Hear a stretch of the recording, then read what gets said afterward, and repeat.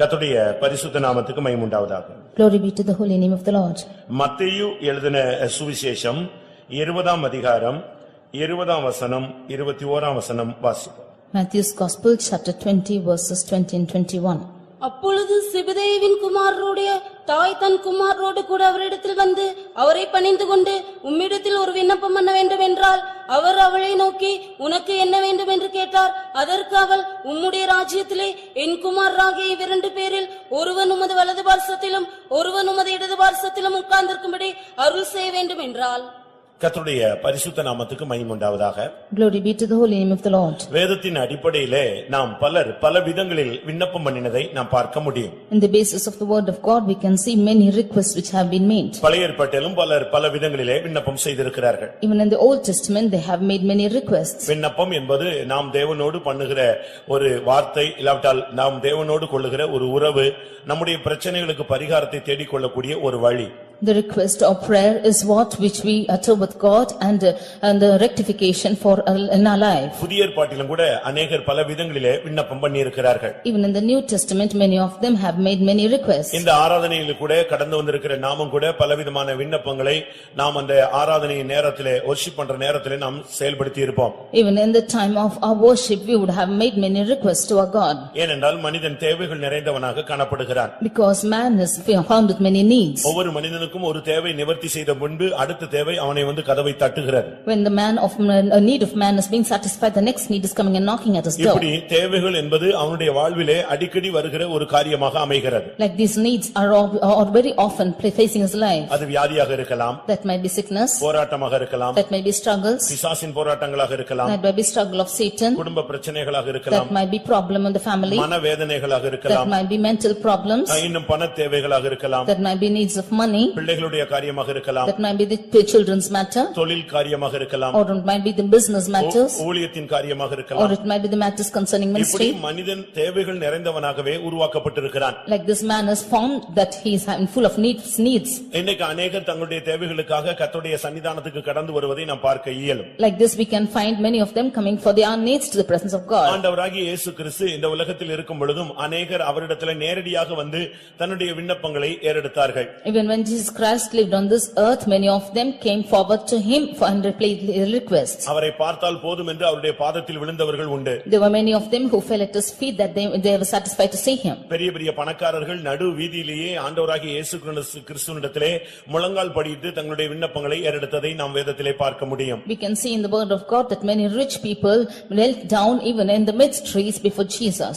எத்தனையோ பேர் வழியிலேயே ஆண்டவருடைய பாதத்திலே விழுந்திருக்கிறார்கள். Many of them fell at Jesus' feet even on the way. ஒரு ஜெபாலய தலைவன் இயேசுவை பார்த்த உடனே அவருடைய பாதத்திலே அப்படியே முகங்குப்புற விழுந்து விட்டான். When the man of the synagogue, he just fell flat before Jesus. இப்படிப்பட்ட பலவிதமான பலரும் பல விதங்களுக்கு விண்ணப்பம் பண்ணினதை நாம் வேதத்திலே பார்க்க முடியும். Like this we can see many of them have prayed unto God in many ways. ஒரு சிலர் தங்களுக்காக விண்ணப்பம் பண்ணினார்கள். Some of them made requests for themselves. ஒரு சிலர் தங்களுடைய குடும்பத்துக்காக விண்ணப்பம் பண்ணினார்கள். Some of them prayed for their families. சிலர் தங்களுடைய பிள்ளைகளுக்காக விண்ணப்பம் பண்ணினார்கள். Some of them prayed for their children. ஒரு கானானிய ஸ்திரீ தன்னுடைய மகள் பிசாசின் வேதனையிலிருந்து விடுவிடும்படியாக விண்ணப்பம் பண்ணினாள். The Canaanite woman prayed that her daughter might be delivered from Satan. ஒரு தகப்பன் ஃபிட்ஸ் வியாதினாலே தாக்கப்பட்ட தன்னுடைய பிள்ளைக்காக இயேசுவிடத்திலே விண்ணப்பம் பண்ணினான். A father came and requested Jesus that her child might be delivered from the fits. ஒரு நூற்றுக்கு அதிபதி தன்னுடைய பிரியமான வேலைக்காரன் சுகமாக்கப்படும்படியாக விண்ணப்பம் பண்ணினான். A centurion came and requested God that the servant might be healed. ஒரு சிலர் தங்களுடைய வீடுகளுக்கு வரும்படியாக இயேசுவை விண்ணப்பம் பண்ணி வேண்டிக் கொண்டார்கள். Some of them requested Jesus to come to their houses. நூற்றுக்கு அதிபதி அந்த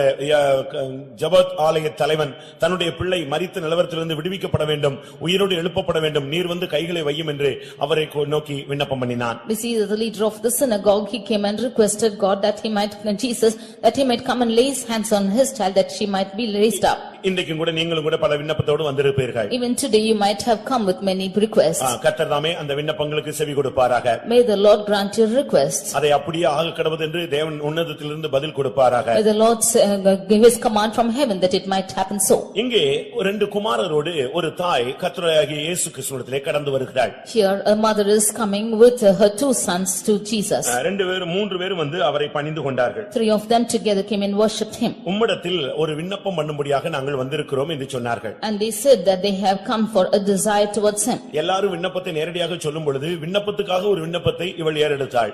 And when all were coming and saying directly, she requested a request for a request. இயேசு நின்று என்ன என்று கேட்டார். And Jesus also standing, he asked what? மகளே, உனக்கு நான் என்ன செய்ய வேண்டும் என்று நீ அவரிடத்தில் கேட்டார். And he asked, daughter, what will thou that I should do to you? அவளுடைய விண்ணப்பம் மற்ற எல்லா மனிதருடைய விண்ணப்பங்களை காட்டிலும் வித்தியாசமாக இருந்தது. Her request was different comparing to the other requests. ஆண்டவரே, நீர் உம்முடைய ராஜ்யத்தில் வரும்பொழுது என் குமாரரில் இந்த இரண்டு பேரில் ஒருவன் உம்முடைய வலது பாரிசத்தில் வீற்றிருக்க வேண்டும், ஒருவன் உம்முடைய இடது பாரிசத்தில் வீற்றிருக்க வேண்டும். Lord, when you come in thy kingdom, then of my two sons one should sit on thy right hand, the other on the left. அதற்கு நீர் அருள் செய்ய வேண்டும். For that you should grant. இயேசு இதை கேட்ட உடனே ஆச்சரியப்பட்டார். When Jesus asked how this, he was marveled. பழைய ஏற்பாட்டிலே ஒரு தாய் இப்படி ஒரு ராஜாவினிடத்தில் போய் ஒரு விண்ணப்பத்தை ஏறெடுத்தாள். Like this in the Old Testament, a mother went and made her request to a king. அவளுடைய பெயர் பத்சேபாள். Her name was Bathsheba. தன்னுடைய மகனுக்கு சிங்காசனத்திலே இடம் வேண்டும் என்பதை குறித்து அவள் மிகவும் கவனமாக சிரத்தையோடு சரியான நேரத்திலே காயை நகர்த்தினாள். She was very cautious about her son should get the throne, and at the right time she lifted up her request. ஒரு பகுதியிலே அதோனியா ராஜாவாகிறான் என்கிற எக்காள சத்தம் கேட்கிறது. On the one hand, Adonijah was to be made the king, and that sound was heard. இன்னொரு பகுதியிலே தாவீது செயலற்ற ஒரு மனிதனாக படுத்து கிடக்கிறான். On the other hand, David was finding a man who was not able to do anything. ஒரு நெருக்கமான சூழ்நிலையிலே இவள் தன்னுடைய குமாரனையும் தீர்க்கதரிசியும் அழைத்துக்கொண்டு ராஜாவினிடத்திலே போய் ஒரு விண்ணப்பம் பண்ணினாள். In a state of distress, she called her son and the priest and the prophet and went and made a request to the king. அவளுடைய விண்ணப்பம் கேட்கப்பட்டது. அவளுடைய மகன் ராஜாவாக மாற்றப்பட்டான். Her request was being heard, and her son was made the king. அவள் கேட்டது உலக பிரகாரமான ஒரு சிங்காசனத்தை, ஆனால் இந்த தாய் கேட்டது ஒரு உன்னதமான சிங்காசனத்தை. She requested for a throne in a worldly manner, but this mother asked for a heavenly throne. ஆனாலும் ஜெபங்களுக்கு பதிலளிக்கிறவர் அந்த உலக பிரகாரமான சிங்காசனத்தின் கேட்டதுக்காக கர்த்தர் அதையும் கொடுத்தார். But God who made the request to be granted, he granted the throne which she asked in the worldly manner. நம்முடைய வாழ்வின் இம்மையின் பகுதியிலும் அவரே ராஜா, மறுமையின் பகுதியிலும் அவரே ராஜா. He is our king in a little life, and also in eternity also he is our king. ஆனால் அந்த தாயினுடைய சிந்தை எல்லாம் அந்த எழுத்தின் பிரகாரமாக சிங்காசனமாக இருந்தது. ஆனால் இந்த தாய், புதிய ஏற்பாட்டு இந்த தாயினுடைய சிந்தை முழுவதும் பரலோகத்தில் இயேசுவோடு வீற்றிருக்கிற ஒரு தரிசனமாக இருந்தது. But that mother's mind was fully upon the throne of this worldly manner, but this mother's mind was being seated with Jesus in the heavenly throne. எத்தனை வருஷம் நான் பைபிள் எடுத்துக்கொண்டு வந்திருக்கிறேன். நான் இப்படிப்பட்ட ஜெபத்தை என் பிள்ளைகள் உம்முடைய வலது பாரிசத்திலும் உம்முடைய இடது பாரிசத்திலும் உட்கார வேண்டும் என்று நான் பல விசை ஜெபித்திருக்கிறேன் சொல்றவங்க மட்டும் கை வைத்துங்க பார்க்கலாம். So many years I have carried the word of God, and those of them who say that you want your children to sit one on the right and then on the left, you lift your hands. பரவாயில்லை, நீங்க உண்மையை ஒத்துக்கொண்டீர்கள். Good, you have accepted the truth. நம்ம ஊழியம் செய்யறோம், பெரிய காரியம் செய்யறோம், அதை செய்யறோம், இதை செய்யறோம். என் பிள்ளை கல்யாணம் ஆயிரணும், என் பிள்ளைக்கு குழந்தை பிறந்திரணும், என் பிள்ளை கம்ப்யூட்டர் இன்ஜினியர் ஆயிரணும், கலெக்டர் ஆயிரணும், எல்லாம் கரெக்ட். உன் பிள்ளை எல்லாம் முடிஞ்சு பரலோகத்துக்கு வராம பாதாளத்துக்கு போயிட்டான்னா நீ பைபிள் தூக்கிட்டு அலைஞ்சதுல அர்த்தம் இல்ல. You doing the ministries and you desiring great things that your children might be married and they might be good children and that they might become a collector and so on. But if your children is not coming to heaven and they go to hell, there's no use. என் மகளுக்கு delivery ஆயிடுச்சு. Delivery ஆன பிள்ளை சிங்காசனத்துக்கு வருமா?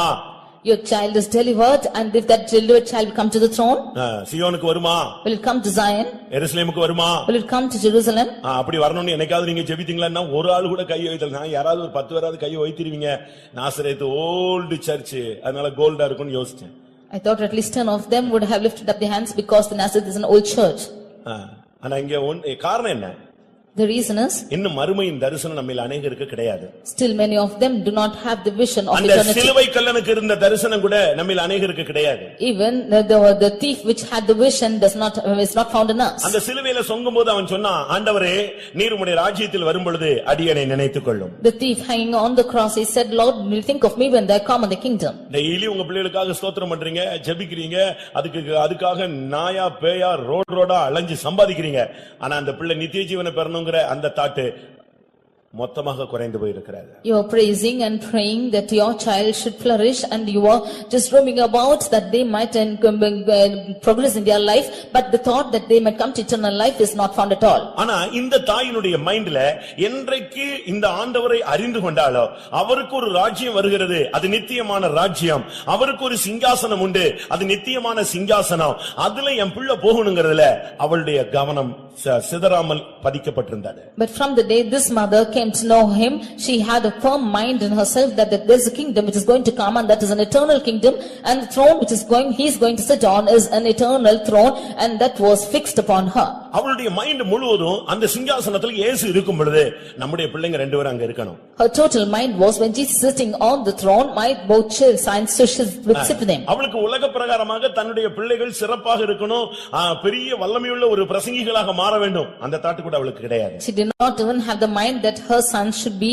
in a good state in the world and they should become great preachers. பிரியமானவர்களே, இன்றிலிருந்து உங்களுடைய கண்ணின் தன்மையை நீங்கள் இல்லாவிட்டால் கண்ணாடியை மாற்றுங்கள். Dear beloved, you change your sight or your spectacles. உங்களுடைய கண்ணாடியை இன்னைக்கு மாற்றி நித்தியத்துக்குரிய அந்த தொலைநோக்கு பார்வையினுடைய கண்ணாடியை நீங்கள் அணிந்து கொள்ளுங்கள். You change your spectacles and you wear on the spectacles which is looking ahead for eternity. உங்க கண்ணு முழுசும் இப்ப உங்க பிள்ளைய அப்படியே ஒரு கலெக்டரா, ஒரு இன்ஜினியரா, ஒரு பெரிய ஆளா அப்படியே நீங்க பாத்துக்கிட்டு இருக்கீங்க. நாங்க எல்லாரும் உங்களை அப்படியே சீயோனா எருசலேமாய் பாத்துக்கிட்டே இருக்கோம். Your sight is always looking at your children as a collector or an engineer or a great person, but we are looking at you as Zion and Jerusalem. உங்களுக்கு எத்தனை பேருக்கு இந்த மகிமையின் தரிசனம் இதுவரை கிடைக்காமல் இருக்கிறது? How many of you have not yet received this glorious vision? உலகத்துல எல்லாரும் கல்யாணம் கட்டறான், பிள்ளை பெற்றுக்கொள்றான், அவனுக்கு சந்ததி தோன்றுது. இது வழக்கமான நடைமுறை, அது சிருஷ்டிப்பில் உள்ள தன்மை. ஆனால் இன்னொன்னு இருக்கு, சியோனின் சிருஷ்டிப்புன்னு இருக்கு.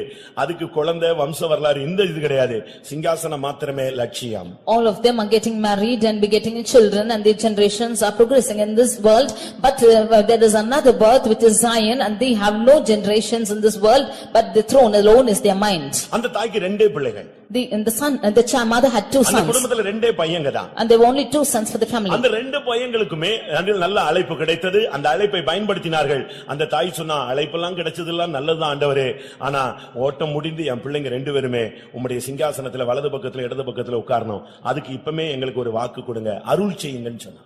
Both these sons, they were called by God and they were doing a good ministry, but that was not sufficient. This mother was asking, Lord, after their race is over, you grant to us that they must sit both one on the other, one on each side. ரெண்டு பேருக்குமே அழைப்பு கிடைத்தவர்கள். Both of them were called. இயேசுவின் பின்னாக போகும்படியாக அழைப்பு கிடைத்தவர்கள். They were called to go behind Jesus. ஆனாலும் அவள் சொல்றா, ஊழியெல்லாம் செய்யட்டும் என் பிள்ளைங்க, ஆனா பாதை மாறிட கூடாது.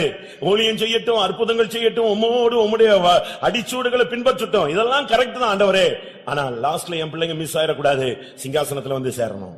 But she says, let them do the ministry and let them go ahead in it, but they should not go away from the path.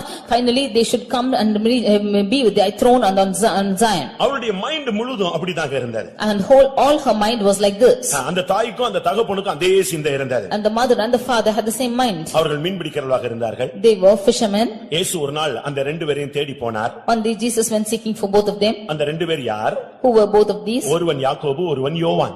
One is John, one is James. இந்த ரெண்டு பேருமே கர்த்தர் அந்த குடும்பத்திலிருந்து தாய் தகப்பனை பார்க்காம கர்த்தருடைய ஊழியத்தை பார்க்கும்படியாக வேறுபிரித்து விட்டார். And they both of them the Lord separated that they might not look at their parents but for the ministry. ஒரு பிள்ளை இருக்கறனால ஊழியத்துக்கு அனுப்ப முடியாது. Because it is only one child I cannot send to ministry. ரெண்டு பிள்ளை இருந்தா ரெண்டு பிள்ளையும் ஊழியத்துக்கு அனுப்ப முடியாது. And because it is two children I cannot send both to ministry. இப்படி இந்த உலகத்துல கருத்துக்கள் இருக்கிறது. There are many differentiations in this world like this. கடைசி காலத்துல யாரு பாப்பா? In the last minutes who will look after you? இந்த செபதேயுனுடைய இந்த குமாரர் ரெண்டே பேர் தான். இந்த ரெண்டு பேரை குறித்து அந்த அம்மா அப்பா கவலையே படல. ஆனா அந்த ரெண்டு பிள்ளைகளும் நித்திய ஜீவனை பெறணும்ங்கறதுல அந்த தாய்க்கும் தகப்பனுக்கும் ஒரு சிந்தை இருந்தது.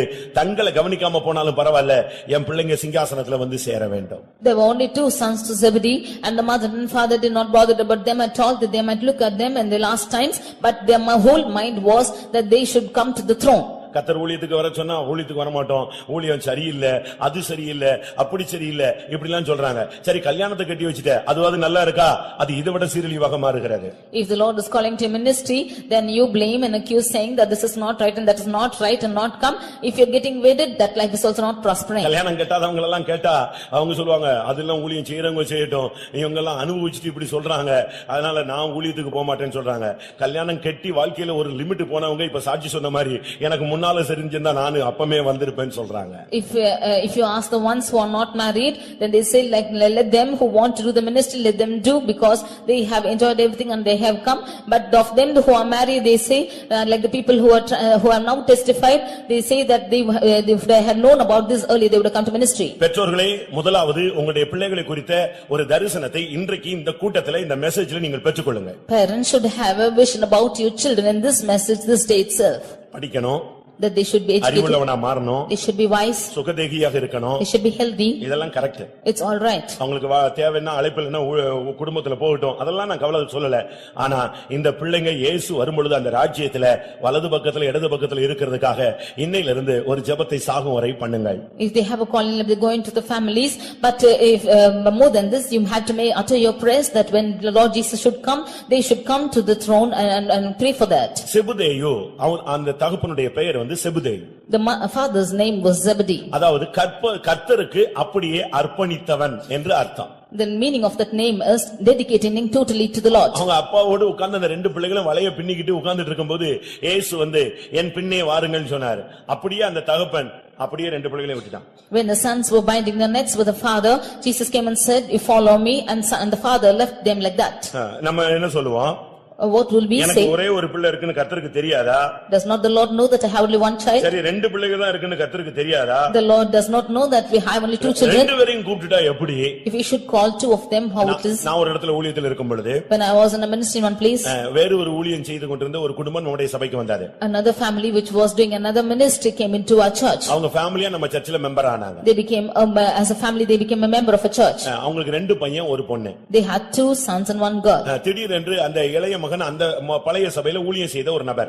And the younger son was the one who was doing the ministry in the old church. அவனை இந்த ஊழியத்துக்கு கர்த்தர் அழைத்தார். And the Lord called him for the service of this ministry. அவன் இந்த ஊழியத்துக்கு வந்தான். And he came to this ministry. அடுத்த பையன் காலேஜ்ல படிச்சிட்டு இருந்தான். And the next son was studying in college. அடுத்த வருஷம் அவனை கர்த்தர் அழைத்தார். The next year the Lord called him too. அதுக்கு அடுத்த வருஷம் ஒரே ஒரு பொண்ணு, அதை அவர் அழைத்தார். The next year that was the only daughter, the Lord called her too. அவர் ஆண்டவருக்கு கண்ணு தெரியலையா, இல்ல இந்த மூணு பிள்ளைங்க தான் இருக்கு, அந்த தாய் தகப்பனுக்கு என்ன ஆவங்கன்னு அவருக்கு தெரியாதா? உன்னைய கூட கர்த்தர் அறிவில் சிறந்தவர். Did not the Lord have eyes? Not the Lord knows that they have only three children. The Lord is more great than you. இப்ப மூன்று பிள்ளைகளும் ஊழியத்துல இருக்காங்க. Now three of them are in the ministry. இப்ப இந்த மூணு பிள்ளைகளும் சிங்காசனத்துக்கு வருமா வராதா? Now will the three of them come to the throne or not? Engineer படிச்சிட்டு அவன் சிங்காசனத்தை விட்டுட்டா என்ன பிரயோஜனம்? Studying engineer, if he loses the throne, what's the use? அங்க கடந்துட்டு அவன் ஜெபித்தானா, ஒரு ஐஸ்வரியவான், ஆண்டவரே யாரையாவது அனுப்புங்கள், இல்லாவிட்டால் இந்த லாசருவை அனுப்புங்கள், எங்க அண்ணன்மாரெல்லாம் இந்த நரகத்துக்கு வரக்கூடாது. The rich man sat and prayed in that place saying, Lord, you send somebody and that my brother will not come to this place, or send Lazarus too. இன்றைக்கே ஒழுங்கா ஜெபம் பண்ணு, இல்லாவிட்டா நரகத்துல போய் ஒழுங்கா ஜெபம் பண்ணி பிரயோஜனம் கிடையாது. If you pray well today, there's no use going to hell and praying there. அந்த ரெண்டு பிள்ளைகளையும் இயேசு அந்த தகப்பனுக்கு முன்னால கூப்பிடுறாரு. அப்படியே அவன் தன்னுடைய பிள்ளைகளை அர்ப்பணித்து விட்டான். Jesus is calling the two sons before the father and he dedicated just like that. Mark 1:20 பார்க்கும் பொழுது, Mark 1:20, அவன் தகப்பனோடு நின்று கொண்டிருந்த பொழுது, when he was standing with the father, அப்படியே தகப்பனை விட்டு அவர்கள் அவரை பின் சென்று போய்விட்டார்கள். they left the father just like that and followed him. அந்த செபுதேயு என்று சொன்னால் அவன் கர்த்தருக்கென்று அர்ப்பணித்தவன் என்று அர்த்தம். Zebedee means one who is dedicating to the Lord. ஒரு பெற்றோர் தன்னுடைய பிள்ளையை தேவனுக்கென்று முதலாவது அர்ப்பணிக்க வேண்டும். Firstly, the parents should dedicate their children to the Lord. பிறந்திருக்கலாம், பிறக்க போகலாம், பிறந்து எத்தனையோ வருஷம் ஆயிருக்கலாம். இதுவரை உங்களுடைய பிள்ளைகளை நீங்கள் கர்த்தருக்கென்று அர்ப்பணித்திருக்கிறீர்களா? The children might have been born before, or children will be going to be born, but have you been dedicating your children to the Lord? இந்த பெண்ணுடைய பெயர் சலோமே என்று அழைக்கப்படுகிறது. This woman's name is Salome. Salome என்று சொன்னால் queen அர்த்தம். Salome means queen. அந்த Salome என்று சொன்னால் குயின், ராணி என்று அர்த்தம். Salome means queen. அவங்க அம்மா அப்பா பேரு வச்சிருக்காங்க பாருங்க. Look at the name of the இந்த children. ராணிக்கு என்ன ஆசைன்னா தாம் பிள்ளைங்க சிங்காசனத்துல வரணும். And the desire of this queen is that her son should come to the throne. அது இந்த உலகத்துக்குரிய சிங்காசனம் அல்ல. That is not a throne which is pertaining to the world. மகிமையின் சிங்காசனத்திலே இயேசுவோடு என்னுடைய பிள்ளைகள் இருக்க வேண்டும் என்பது அவளுடைய தரிசனமாக இருந்தது. Their vision was that their children might be found with Jesus in the glorious throne. அந்த தாயும் தகப்பனும் தன்னுடைய பிள்ளைகள் ரெண்டு பேரையும் அப்படியே தேவனுடைய கரத்திலே அர்ப்பணித்தவர்கள். The father and mother dedicate both their sons even just like that into the hands of the Lord. அருமையான ஆகவே உங்களுடைய பிள்ளைகளை தேவனுடைய கரங்களிலே அர்ப்பணித்து வளர்த்து பாருங்கள். அவர்கள் சிங்காசனத்துக்கு சுதந்திரவாளிகளாக மாறுவார்கள். Dear beloved, you dedicate your children to the hands of the Lord and grow them up, and they will become inheritor of the throne. ரெண்டு பேரும் பயங்கரமா சத்தமா பேசுவாங்க. Both of them will speak loud. ரொம்ப சவுண்டா தான் பேசுவான். They will speak loudly. ரகசியமே அவனுக்கு கிடையாது. They have no secrets. யாராவது கூப்பிட்டா இங்க வான்னு மெல்ல சொன்னா என்னன்னு கேட்பான். If anybody calls in a very calm manner, they will ask us to what. அதனால இந்த ரெண்டு பேருக்கு இயேசு கிறிஸ்து ஒரு பேர் வச்சாரு. Therefore Jesus named both of them. நார்மலா பேசுற பழக்கமே அவங்களுக்கு கிடையாது. இடிமுழக்கத்தின் மக்கள், அதனால போவனர் கேஸ்னு பேர் வச்சாரு. Therefore Jesus named them as Boanerges, which means the sons of thunder. எப்பொழுதுமே ரொம்ப சவுண்டா பேசக்கூடியவர்கள். They were always speaking loud. ஒரு சாட்சி சொன்னாலும் சவுண்டா சொல்லணும், சத்தியத்தை சொன்னாலும் சவுண்டா சொல்லணும். If you tell a testimony or even the truth, you should speak aloud. வியாதிப்பட்டு சுகமாயிடுச்சு. You are சாட்சி சொல்லும்போது வியாதிப்பட்ட மாதிரி இழுத்து இழுத்து பேசக்கூடாது. You are healed அது வியாதி சுகமாயிட்டானே இங்க வந்திருக்கிற. You are healed of your sickness. When you testify, you should not be as the sick person itself, because the Lord healed you. வியாதிப்பட்டு அந்த 7 நாள் படுத்த மாதிரி சாட்சி சொன்னா யாருக்கு புரியும்? If you again say testimony as you are again sick for 7 days, then how will you understand? இங்க வந்தா சிங்கக்குட்டி மாதிரி வரணுங்க. You should come as a lion's cub. வந்தா சிங்கம் போல கர்ஜிக்கணும். If you should come here, you should roar like the lion. ஒரு வார்த்தை, ரெண்டே வார்த்தை தான் நீ சொல்லணும் சாட்சி. தேவனுடைய சமூகத்திலே உன்னுடைய வார்த்தை சுருக்கமா இருப்பதாக. அப்படி ரெண்டு வார்த்தையிலே போய் எல்லாருடைய ஹார்ட்லயே அந்த சாட்சி போய் இருந்து கொள்ள வேண்டும். In the presence of God, you should utter your testimony in 2 words and let it be short. It should go and insert into everyone's heart. தன்னுடைய ரெண்டு பிள்ளைகளையும் கர்த்தருடைய ஊழியத்துக்கு அர்ப்பணித்து விட்டு இயேசு எங்கே போனாலும் அவரையே பின்பற்றி நடந்த ஒரு கூட்டம் ஸ்திரீகளோடு இந்த பெண்ணும் நடந்தே தன்னுடைய வாழ்க்கையை அர்ப்பணித்தாள். Dedicating the 2 sons to the service of the Lord, even this woman along with the women who followed Jesus, she also dedicated her life. அவளுடைய மைண்ட்ல தன்னுடைய பிள்ளைகள் இந்த உலகத்தில் வாழ்ந்து சிறப்பாக மேன்மையாக ஒரு 10 படகு வைத்து முன்னேறுவது அவளுடைய சிந்தை அல்ல. இந்த உலகம் நிரந்தரமானதல்ல, நித்தியமான உலகத்திலே தன்னுடைய பிள்ளைகள் மகிமையிலே வீற்றிருக்க வேண்டும் என்பது அவளுடைய தரிசனமாக இருந்தது. In her mind, it was not her will that her children should be blessed in the worldly manner with 10 nets and so on, but she had in her mind that the sons should be inheritors in the throne. அந்த நிமிஷத்திலே இயேசுவின் அழைப்பை கிடைத்த உடனே அவங்க தகப்பனை விட்டாங்க. At the moment that Jesus called them, they left their father. கூலி ஆட்களை விட்டுட்டாங்க. They left the servants. படவை விட்டுட்டாங்க. And they left the ship. வலைய விட்டாச்சு. And they left the nets. வீட விட்டாச்சு. They left their houses. ஆஸ்தியை விட்டாச்சு. They left all the riches. அடுத்த செகண்டே அவங்க எல்லாத்தையுமே விட்டுட்டாங்க அந்த ரெண்டு பேருமே. The next second itself both of them left everything. பிரியமானவர்களே, நம்முடைய வாழ்க்கையில நாம் சில காரியங்களை விட்டால் தான் இப்ப பரலோகத்திலே மேன்மையான இடத்தை பெற்றுக்கொள்ள முடியும். Dear beloved, if we have to leave certain things in our life, only then we can attain a greater position in heaven. மத்த சபைக்கு நீங்க இப்படி போனீங்கன்னா எல்லாரும் அழகா Dress உடுத்தி அழகா உடுத்தி என்ன மேக்கப் இருக்கோ அவ்வளத்தையும் போட்டு வந்து ஆராதிப்பாங்க. ஆனா இங்க அந்த ஆராதனையை நம்ம ஒத்துக்கொள்றது இல்ல. அந்த மேக்கப்பை நாம் வெறுக்கிறோம். அழகும் வீண், சௌந்தரியம் வஞ்சனை உள்ளது. காரணம் இந்த உலகம் நிரந்தரமானது அல்ல. If you go to the other churches, you can see them all decorated and fully decked by themselves, but here we hate all these adorning because favor is deceitful and beauty is vain. மற்ற சபைகளுக்கு எல்லாம் போனீங்கன்னா fashion ஷோல பார்த்த மாதிரி இருக்கும். If you should go to the other churches, you can see them as a fashion show. இல்ல gate walk போன மாதிரி இருக்கும். Or they would seem as gate walks. நம்ம இதுல அப்படி எல்லாம் கிடையாது. And in our thing it's not fun like இங்க that. வரதெல்லாம் வெறுமை, சுத்தமா இன்னும் அடிச்சு இந்த பொண்ணை அடிச்சு பசும்பொன்னா மாத்திர வேலை தான் நம்முடைய வேலை. Here the gold is beaten and it's becoming as pure gold. That is our work. இதெல்லாம் விடுறது எதனால? மகிமையிலே ஒரு நித்திய ஜீவனை பெற்றுக்கொள்ளும்படியாக. Why are we living all this that we might attain eternal life in glory? இம்மையில் விட்டவன் மறுமையில் பெற்றுக்கொள்கிறான் என்று இயேசு சொன்னார். He who is living in this world is receiving in eternity, as Jesus said. அந்த தாயினுடைய அந்த தரிசனத்தை நீங்கள் எல்லாரும் உங்களுடைய மனதிலே கொண்டு வாருங்க. You bring the vision of that mother into your mind. உங்களுடைய பிள்ளைகளுக்கு இனிமே பிறக்க போதா அதையும் நீங்க சீயோன் அந்த தரிசனத்திலேயே கொண்டு வாங்க. Are your children going to be born? You bring them in the vision of Zion. கர்த்தருக்கென்று நீங்கள் அதை அர்ப்பணித்து நீங்க பழகணும். You dedicate them to the Lord and practice it.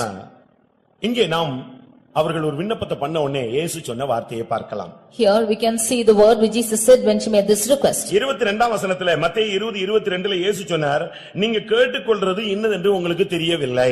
Verse 22 Jesus said that you do not know what you are asking. இது ஒரு பயங்கர வித்தியாசமான ஒரு விண்ணப்பம். This is a different request. ஒரு மனுஷன் பரலோக ராஜ்யத்துல வரும்போது என்ன நினைச்சு கொள்ளுன்னு சொன்னா அவனை அந்த சிலுவை கல்லனுக்கு ஒரு இடத்தை கொடுத்த மாதிரி எதையாவது ஒரு இடத்தை கொடுத்து ஓரம் கட்டிடலாம்னு பார்க்கலாம். If a man should not say ask to remember me when you should come into the kingdom, then he would give a place as he gave to the thief on the cross. நம்மள अनेகர் சொல்றாங்க பரலோகத்துல ஏதாவது ஒரு மூலை கிடைக்காதா அப்படின்னு சொல்றாங்க. Many of them say, can we not get a corner in heaven? மூளை கிடைக்கிறதுக்கு நீ இப்படி பைபிளை தூக்கிட்டு டெய்லி வர வேண்டிய அவசியமே கிடையாது. There's no need for you to take this Bible and come every day to get that corner. இங்கே இந்த தாயினுடைய விண்ணப்பத்தை கேட்டு இயேசு சொன்னார், நீங்க என்ன விண்ணப்பம் பண்றீங்கன்னு உங்களுக்கு தெரியல, நீங்க கேட்கிறது அரிதான ஒரு கேள்வி. Here Jesus looking at the request of this mother, he says that you do not know what he asked and it's a rare question. ஆனாலும் நீ மேன்மையான ஒன்றை கேட்டுவிட்டாய். But you have asked a greater one. அந்த அனுபவத்தை பெற்றுக்கொள்கிறது சும்மா வார்த்தையில கொடுக்கிற வாக்குத்தத்தத்தில நீ பெற்றுக்கொள்ள முடியாது. You cannot receive that experience by just words which is uttered. அது ஒரு கிருபையினால கிடைக்கிறது மாத்திரமா இருந்தாலும் வாழ்வின் செயல்முறையில் தான் நீ அதை பெற்றுக்கொள்ள முடியும். It is, although it is received by grace, it is by the life that you live that you will attain it. ஒரு மனுஷன் சிங்காசனத்துக்கு போகணும்னா, if a man should go to the throne, இல்லாவிட்டால் ஆண்டவரோடு அந்த சிங்காசனத்தில் அவன் அமர வேண்டுமானால், or if he should be seated with God on the வலது throne, பரிசுத்திலோ இடது பரிசுத்திலோ நீங்களோ உங்களுடைய பிள்ளைகளோ நானோ எல்லாருமோ அமர வேண்டுமானால், if you and I or every one of us should sit on the right and left of his throne, இயேசு சொன்ன ரெண்டு காரியங்கள் அங்கே சொல்லப்பட்டிருக்கிறது. then two things which Jesus said is written here. நீங்கள் கேட்டுக்கொள்கிறது இன்னதென்று உங்களுக்கு தெரியவில்லை. You need not know what you are asking. ஆகவே நான் ஒரு क्वेश्चन கேக்குறேன். Therefore I ask you a question. நான் குடிக்கும் பாத்திரத்தில் நீங்கள் குடிக்க முடியுமா? Shall ye drink of the cup which I drink? நான் பெறும் ஸ்நானத்தை நீங்கள் பெற முடியுமா? Shall ye be baptized with the baptism which I am baptized with? இந்த ரெண்டு கேள்விகளை அந்த வலது பாரசத்திலும் இடது பாரசத்திலும் போய் சேர வேண்டும் என்று விரும்புகிற அந்த தாயினிடத்திலும் அந்த பிள்ளையினிடத்திலும் இயேசு கேட்கிறார். These two questions Jesus asking the mother of the two sons who said that they had to go to the right and left of the பரலோகத்திலே அந்த throne. மகிமையான சிங்காசனத்திலே நானும் நீங்களும் உங்களுடைய குடும்பமும் போய் சேர வேண்டுமானால் இயேசு கேட்கிறார், நான் குடிக்கும் பாத்திரத்தில் நீ குடிப்பாயா? நான் பெறும் ஸ்நானத்தை நீ பெறுவாயா? If you and I and your family members should go reach heaven, then Jesus asking the question, can you drink of the cup which I drink and can you take the baptism which I am உடனே baptized அந்த with? தாயும் அந்த ரெண்டு பிள்ளைகளும் ஆமா ஆண்டவரே எங்களால் கூடும் சொல்லிட்டாங்க. Immediately the mother and the two sons said, yes Lord, it is possible with us. ஒரு ட்ரிப் கூட அவங்க திகைக்கல. They were not amazed at any அந்த time. தாயும் அந்த ரெண்டு பிள்ளைகளும் ஒரே மனதோடு நிக்கறாங்க. And the sons and the mother were with one mind. அவங்க மைண்ட்ல அந்த சிங்காசனம் தான் இருந்து கொண்டே இருந்தது. In their mind was the throne. துப்பாக்கி சுடும்படியாக ஒரு இடத்திலே ஒரு போட்டியிலே நிப்பாட்டி வைத்திருந்தார்கள். There were people who were placed in a competition of ஒரு மரத்துல இருக்கிற ஒரு பழத்தை சுட வேண்டும். They had to gunshot a fruit on a tree. அந்த பயிற்சியாளர் கொண்டு வந்து நிப்பாட்டிட்டு, And the trainer went and made them stand. அந்த இலைகள் அந்த அடர்த்தியா இருக்கிற இடம் தெரிகிறதா? Do you see the dark place which is out there? ஒவ்வொருத்தனையா கேட்டாரு. And he asked everyone. ஒவ்வொருத்தனும் ஆமா அந்த இலையில நல்லா தெரியுது. And everyone said, yes, we can see all the leaves. ஒருத்தனை கேட்டாரு. He asked one person. எல்லாரும் இலை தெரியுதுன்னு சொல்றா, நீ சும்மா இருக்கிறியே, உனக்கு இலை தெரியுதான்னு கேட்டான். When all of them are saying that leaves, can you see the leaf, he asked. எனக்கு இலை தெரியலன்றான். He said, I can't see the leaf. இலை தெரியலையா? எவ்வளவு இலைகள் இருக்கு இந்த மரத்துல, அது உனக்கு தெரியலையான்னு. And there are so many leaves in that tree, can't you see that leaf, he said. அவன் சொன்னா எனக்கு இலையே தெரியல, அந்த பழம் மட்டும் தான் கரெக்ட்டா தெரியுதுன்னு சொன்னான். He said, I can't see the leaf at all, I can see only the fruit. என் மைண்ட்ல அந்த டார்கெட் தான் இருக்கே தவிர சுத்தி இருக்கிற குப்பை அந்த இலையெல்லாம் எனக்கு தெரியலன்றான். In my mind is only the target, I cannot see the leaves or any dust around. இந்த தாயும் மகளும் இந்த பிள்ளைகள் ரெண்டு பேருமே மகனும் ரெண்டு மகன்களும் ஒரே மைண்ட்ல தான் வந்திருக்காங்க. அவங்களுடைய மைண்ட்ல இயேசு என்ன கண்டிஷன் போட்டாலும் சரி ready. The mother and the two sons came with one mind as to whatever condition Jesus would lay, they are ready for it. இவங்க எந்த நிபந்தனையும் போட முடியாதங்க. Not to go, they not that they may give conditions. இவங்க விண்ணப்பம் தான் பண்ண வந்திருக்காங்க. But they have come to the condition of. அவர் சொன்னாரு, நீங்க கேட்டுக்கொள்கிறது என்னது உங்களுக்கு தெரியல, அந்த பரலோகத்திலே அந்த மகிமையான சிங்காசனத்தில் நீங்க என் கூட உட்காரணும்னு சொன்னா, நான் குடிக்கும் பாத்திரத்துல உங்களால் பானம் பண்ண முடியுமா? நான் பெறும் ஸ்நானத்தை நீங்கள் பெற முடியுமா? உடனே சொன்னாங்க, ஆமாண்டவரே எங்களால் கூடும். And Jesus said, you know not what you ask, are you able to drink of the cup which I shall drink and the baptism which I have taken? And they immediately said, we are able. First step, ஒரு மனிதன் சிங்காசனத்துக்கு போக வேண்டுமானால் அவன் செயல்படுத்த வேண்டிய முதல் பகுதி, அவர் குடிக்கும் பாத்திரத்தில் அவன் பானம் பண்ண வேண்டும். The first step that a man should do to not to go to the throne is he should drink of the cup that he should drink. இரண்டாவது, அவர் பெறும் ஸ்நானத்தை அவன் பெற வேண்டும். Secondly, he should be baptized with the baptism he is baptized with. இதுதான் first step. This is the first step. முதலாவது அந்த ஆசை வேணும். Firstly, he should have the desire. அந்த ஆசை உனக்குள்ள பெருக வேண்டும். The desire should increase. அந்த ஆசையின் உச்சகட்டத்திலே ஆண்டவரே அந்த சிங்காசனத்துக்கு போக நான் என்ன செய்ய வேண்டும் என்கிற ஒரு தவிப்புக்குள்ளே நீ வர வேண்டும். And in that heights of desire, they should have a groaning within them as to what they should do to go to the throne. அடுத்து அவர் என்ன சொல்றாரோ அதை செயல்படுத்தக்கூடிய அந்த வேகம் உனக்குள்ளே வேண்டும். Nextly, whatever he says, in order to do that, you should have that speed in it. இயேசு சொன்னார், நான் பெறும் ஸ்நானத்தை நீங்கள் பெற முடியுமா? Jesus said, can you be baptized with the baptism which I am baptized with? இயேசு பெற்ற ஸ்நானத்தை நாம் பெற வேண்டும். We should receive the baptism which Jesus was baptized. பைபிள்ல 4 விதமான ஸ்நானங்கள் In சொல்லப்பட்டிருக்கிறது. the word of God it said about 4 kinds of baptism. மத்தேயு எழுதின சுவிசேஷத்திலே யோவான் எழுதின சுவிசேஷம் 3ஆம் அதிகாரத்திலே 5ஆம் வசனத்திலே ஜலத்தினாலே உள்ள ஸ்நானம் சொல்லப்பட்டிருக்கிறது. In John's Gospel 3rd chapter verse 5 we can see the baptism of water. அதிலேயே ஆவியினாலே உள்ள ஞானஸ்நானமும் சொல்லப்பட்டிருக்கிறது. In that same verse it is written of the baptism of the Spirit. ஒருவன் ஜலத்தினாலும் ஆவியினாலும் பிறவாவிட்டால். If a man is not one of water and of the Spirit. பிரியமானவர்களே, நமக்கு முதலாவது நாம் பெற வேண்டிய ஸ்நானம் என்பது ஜலத்தில் உள்ள ஸ்நானம். Dear beloved, the first baptism which we should be baptized is baptism of water. முதலாவது ஞானஸ்நானத்தை நீங்க கரெக்ட்டா எடுங்க. Firstly you take the right baptism.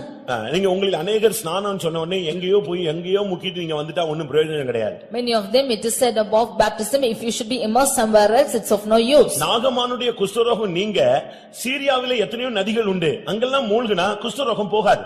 There are many rivers in the land of Syria, but that Naaman, if he immerses in those rivers, his leprosy will not go. அவனே சொல்றான், He himself says, Apna Barabar இப்படிப்பட்ட நதிகள் என் தேசத்துல இருக்கே, அங்க குளிச்சா போகாதான்னு. நீ எத்தனை தரம் குளிச்சாலும் போகாது. He himself says that Abana and Barbara are the rivers which are found there, can I, if I am not immersed in it, will I not go? 2 ராஜாக்கள் 5:13-12 இந்த வார்த்தையை அவனே சொல்றான், கோபத்தோடு சொல்றான்.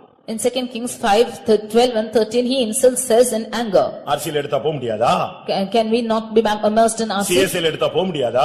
If we take in CSI, can I not Marthoma go? எடுத்தா போக முடியாதா? If I get taken another religion, can I not go? இப்படி நீங்களும் கோபத்துல நீங்க என்னத்தையாவது பேசிட்டே அலையலாம், ஆனா உன் வாழ்க்கையில உள்ள குஷ்டரோகம் மட்டும் போகாது. அப்படிதான் இருக்கும். Even you in your anger shall speak like this and go on, but the leprosy in your life will not go, it will remain. இன்னைக்கு ஆனபடினால்தான் இன்னைக்கு இதுக்குள்ள வந்துட்ட பிறகும் சரியான ஞானஸ்நானம் எடுக்காமலே தன்னுடைய வாழ்க்கையில அவர்கள் திருப்திப்படுகிறபடினாலே இன்னும் பாவத்தின் இல்லாவிட்டால் வியாதியின் இல்லாவிட்டால் தோல்வியின் அடையாளங்கள் அவர்களை பின்தொடர்கிறது. Even after coming to this religion, because they are not having the mind to take the right in baptism, they are still failures and defeats are just following them. யோர்தானிலே ஞானஸ்நானங்கிறது அந்த 7 தரம் மூழ்குதல், அதாவது ரட்சிப்பின் பல அனுபவங்கள் இருக்கிறது. பெயருக்கு எடுக்கிறது இல்ல, ஒப்புரவாகுதல், திருப்பி கொடுத்தல், மன்னிப்பு கேட்டல், அறிக்கையிடுதல், இப்படி அந்த 7 தன்மை இருக்கு. மனம் திரும்புதலில் 7 தன்மை. இதோடு தான் இந்த யோர்தானிலே நீ முழுகணும். The baptism of Jordan has 7 steps and you have to immerse yourself in 7 times. That is, you have many aspects of reconciliation and giving back and forgiveness and so on. இந்த சபையில வந்து ஒருத்தன் ஞானஸ்நானம் எடுத்துட்டானா பரலோகத்துக்கு போய்டுவானா? But if he comes into this church and take baptism, can he go back to heaven? அடுத்த ஸ்நானம் ஒன்னு இருக்கு There is the பிரியமானவர்களே. next immersion. அதுதான் அபிஷேகம். That is anointing. மத்தேயு 3:11 அந்த யோவான் ஸ்நானகன் என்ன சொல்லுகிறான்? And Matthew 3:11, what is this John the Baptist நான் saying? உங்களுக்கு ஜலத்தினால் ஞானஸ்நானம் கொடுத்தேன். I have baptized you with water. யோவான் ஸ்நானம் கொடுத்த ஸ்நானமே சரியில்லைங்கிறது அப்போஸ்தலர் 19ஆம் அதிகாரத்தில் சொல்லப்பட்டிருக்கிறது. In Acts 19 it is said that the baptism of John the Baptist is not right. அந்த டைமுக்கு கரெக்ட். ஆனா பரிசுத்த ஆவி பெற்ற பின்பு அந்த ஞானஸ்நானம் செல்லாத ஒரு ஞானஸ்நானமாக மாறிவிட்டது. It was right for that time, but after receiving the Holy Spirit, this baptism was not useless. இயேசுக்கு அவன் ஞானஸ்நானம் கொடுத்தது உண்மை. And he baptized Jesus, that's true. ஆனால் அது மனம் திரும்புதலுக்கு ஏற்ற ஞானஸ்நானம். But it is the baptism after repentance. இயேசுக்கு பின்பு அந்த காலம் அவர் ஞானஸ்நானம் பெற்று அவருடைய காலங்கள் இல்லாவிட்டால் பரிசுத்த ஆவி அனுப்பப்பட்ட பின்பு பெறுகிற ஞானஸ்நானம் பாவ மன்னிப்புக்கென்ற, இயேசுவின் மரணத்துக்கு பின்பு எடுக்கிற ஞானஸ்நானம் பாவ மன்னிப்புக்கென்ற ஞானஸ்நானம். And the baptism which was given before Jesus was for repentance, but after that the baptism which was given for forgiveness. யாரும் குழம்பி விட வேண்டாம். None of you be confused. அப்போஸ்தலர் 19ஆம் அதிகாரத்திலே Acts chapter 19. நீங்கள் விசுவாசிகள் ஆனபோது 2ஆம் வசனத்திலே நீங்கள் பரிசுத்த ஆவியை பெற்றீர்களா என்று ஒரு கேள்வி பவுலால் எழுப்பப்படுகிறது. Saint Paul raised up a question, have you received the Holy Ghost since he believed? அவங்களுக்கு அந்த பதிலுக்கு சொல்ல முடியாம இல்லையே பரிசுத்த ஆவினா என்னன்னே தெரியாதுன்றாங்க. They could not answer the question, therefore they said we do not know what the நீங்கள் Holy என்ன Ghost is. ஞானஸ்நானம் பெற்றீர்கள் என்று கேட்டாங்க. Unto what baptism were you baptized? யோவான் கொடுத்த ஸ்நானம் பெற்றோம் என்று சொன்னார்கள். They said unto John's baptism.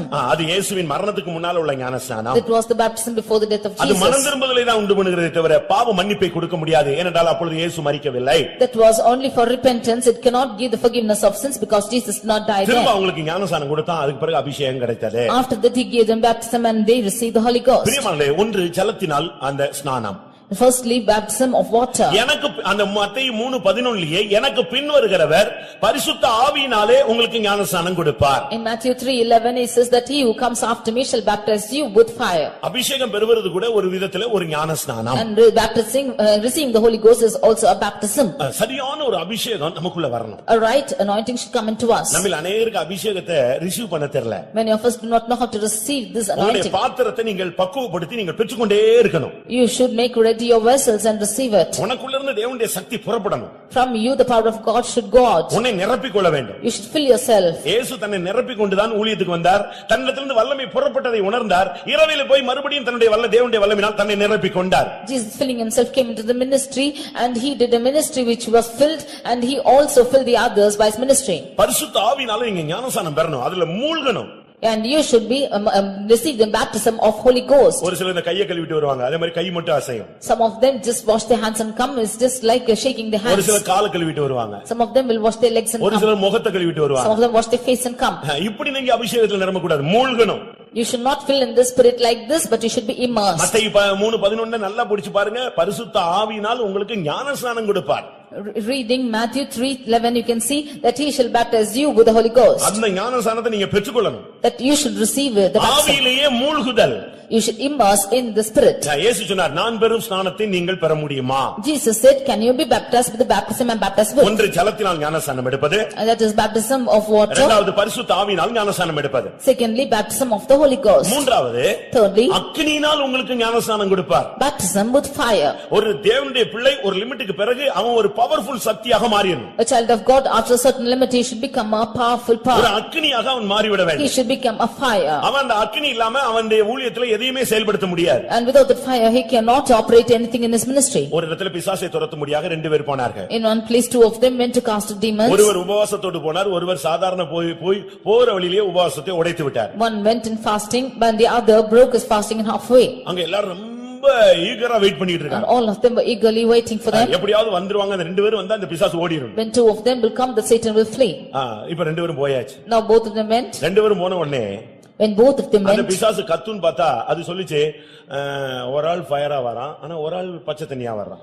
seeing the both of them who came, the Satan, instead of screaming, it said one is coming like in fire and the other is coming like cold water. அது வீட்ல கால் வச்ச உடனே metre போட்டு பாத்துச்சு. ஒருத்தன் தண்ணி ஒருத்தன் வந்து heat நல்லா ஃபயரா வர்றான். When both of them stepped in the house, that made a measure and said one is coming like a fire and the other is like cold water. நம்மள பார்த்த உடனே எப்படி பாக்குது? How will the Satan looks at us? நம்ம பார்த்த உடனே பிசாசு சொல்லிடுவான். அவனுக்கு தெரியும் உன் ஹிஸ்டரி எப்படி பயோடேட்டா சொல்லுவான். Looking at us, the Satan will say, I know your history, I know your biodata. ஒரு ஆள் ஃபயரா வர்றான். ஒரு ஆள் தண்ணி மாதிரி வர்றான். சரி இவன் என்னைய துரத்திட்டானா நான் தண்ணிக்குள்ள பூந்துறேன்னு. One is coming as fire, one is coming as water. If he should chase me, I will enter this water. உடனே அந்த தண்ணியா வந்த ஆளு அங்கேயே முழங்கால் போட்டு இயேசுவே வர்ற வழியில உபவாசத்தை உடைச்சது பெரிய தவறு ஆண்டவரேன்னு அழுதான். Immediately the man who came as water knelt down and knelt there itself and asked God for forgiveness. God, it's wrong that I break on my fasting. ஒரு அக்கினி அபிஷேகம் இருக்கு. There is an anointing of fire. உனக்கு அந்த அக்கினி அபிஷேகம் இருந்தா பிசாசு ஒரு இடத்துல போய் நில்லு. அது உன்னை பார்த்த உடனே எனக்கு எரியுதுன்னு சொல்லும். If you have a fire anointing, go stand there where the demon is possessed and it will say it is burning. நீ அங்க போய் நின்னா போதும். And if you stand, that's sufficient. 10 பேர் நின்னு பிசாசு துரத்திட்டு இருக்கட்டும் ஆடிட்டு இருக்கட்டும். நீ போய் நில்லு. அது சொல்லு எனக்கு எரியுதுன்னு. அப்போ உனக்குள்ள அக்கினி இருக்குன்னு அர்த்தம். Let one of them cast demons. If you go stand there, if there is fire anointing, the Satan will say it is burning. உனக்குள்ள இருக்கிற அக்கினி அவித்து போடாதே. Do not quench the fire which is in you. பிசாசு அப்படி turn பண்ணி திரும்பினாலே சொல்லிடுவான். உன் ஸ்டோரியை சொல்லிடுவான். கண்ணை திறந்து உட்கார்ந்திருங்க. If Satan will turn back and look at you, itself will say your story. நான் பெறும் ஸ்நானத்தை பெற முடியுமா? Can you be baptized with the baptism with the baptized with? ஒரு இடத்துல பிசாசு துரத்துனாங்க. When one place they cast out demons. நான் அந்த இடத்துல நான் தான் அதை துரத்திட்டு இருந்தேன். When I was there in that place. அது ஒரு பயங்கரமான ஒரு ஆவி ஆடிட்டே இருந்துச்சு ஒரு பெண்ணுக்குள்ள இருந்து. That was a terrible spirit just dancing within a woman. நான் உங்களுக்கு சொல்லியிருப்பேன்னு நினைக்கிறேன். I think I would have told of them. அப்போ ஒரு வாலிப ஒரு நம்முடைய விசுவாசி இன்னொரு சபையில இருந்து வந்திருந்தான். Then a believer from another church has come there. இந்த சகோதரி பிசாசு பிடிச்சு ஆடுன உடனே எதேச்சியா வந்தவன் அதை பார்க்க வந்தான். When the sister was caught with this demon and she was dancing there, he came. Unfortunately, he came and he saw. அந்த சகோதரி அந்த பிசாசு அவளை பிடிச்சு உருட்டி ஒரு சுவரோட திருப்பி வச்சிருந்துச்சு. எசேக்கியா சுவரை பார்த்து திரும்பி இருந்தது போல திருப்பி வச்சிருந்துச்சு. That Satan had put her turned and she was turning towards the wall as Ezekiel. நான் சொன்னேன். I said. இவன் வந்து நின்னான். He came and stood. நான் சொன்னது சரியா தெரியும். நான் சொன்னேன் இந்த பாரு உன்னைய கும்பிடுற ஒரு பக்தன் வந்திருக்கான், இப்படி தலகுப்புற கிடந்தா என்ன நினைப்பான் அப்படின்னு சொன்னேன். I said that is a devout person who's come worshipping to worship you. If you are just for head for long distance, what's உலகத்திலே use? பெரிய பவர் கோடிக்கணக்கான பக்தர்கள் இருக்கான்னு சொல்ற, இங்க தலகுப்புற கிடக்குற உன் பக்தன் ஒருத்தன் வந்திருக்கானேன்னு சொன்னேன். I said you said that there are many thousands of devout people are behind me and your devout person has come, you look at him. கபால்னு எழும்பி திரும்பி உட்கார்ந்துருச்சு. Turning back immediately, he just sat. தாம் பக்தன் வந்துட்டான உடனே தனக்கு அசிங்கமாயிருச்சுன உடனே வேகமா அந்த சகோதரி அந்த ஆவி அந்த சகோதரி எழுப்பி உட்கார வச்சிருச்சு. When that spirit knew that the devout person has come, that spirit rose up the sister and she turned back and sat. ஒரே செகண்ட் தான் அப்படி ஏற இறங்க அவனை அப்படி பார்த்துச்சு. 1 second she saw top to bottom. இவன் பின்மாறி போன விசுவாசி, இவனை போய் ஏன் பக்தன் சொல்லிட்டேன். He was a ஒரே செகண்ட் தான், அடுத்த செகண்ட் சொல்லிச்சு. இவன் கல்யாணத்துக்காக வேற சபைக்கு போய் வேற ஐக்கியத்துல கல்யாணம் கட்டிட்டு வந்திருக்கான், இவனை போய் ஏன் பக்தன் சொல்லிட்டேன்னு படுத்துக்கிச்சு திருப்பி. In that 1 second that spirit said he is a backslidden believer who went for another church for marriage, and you say that he is my devout person. நான் அந்த சபையிலே மொத்தமே 3.5 மாசம் தான் இருந்தேன். I was totally there for 3.5 months in the church. இதுல 1 மாசத்துல நடக்கிற கதை இது. And in 1 month this thing happened. எனக்கு இவனை யாருன்னே தெரியாது. I didn't know ஏதோ who ஒரு this. விசுவாசி பையன் தெரியும். I only knew that he was the son of a believer. கல்யாணத்துக்காக வெளிய போய் இன்னொரு சபையில கல்யாணம் கட்டி இவன் செட்டில் ஆயிருக்காங்கிறது இது சொல்லப்பறதான் எனக்கு தெரியும். இவனுக்கு வேர்த்திருச்சு அப்படியே.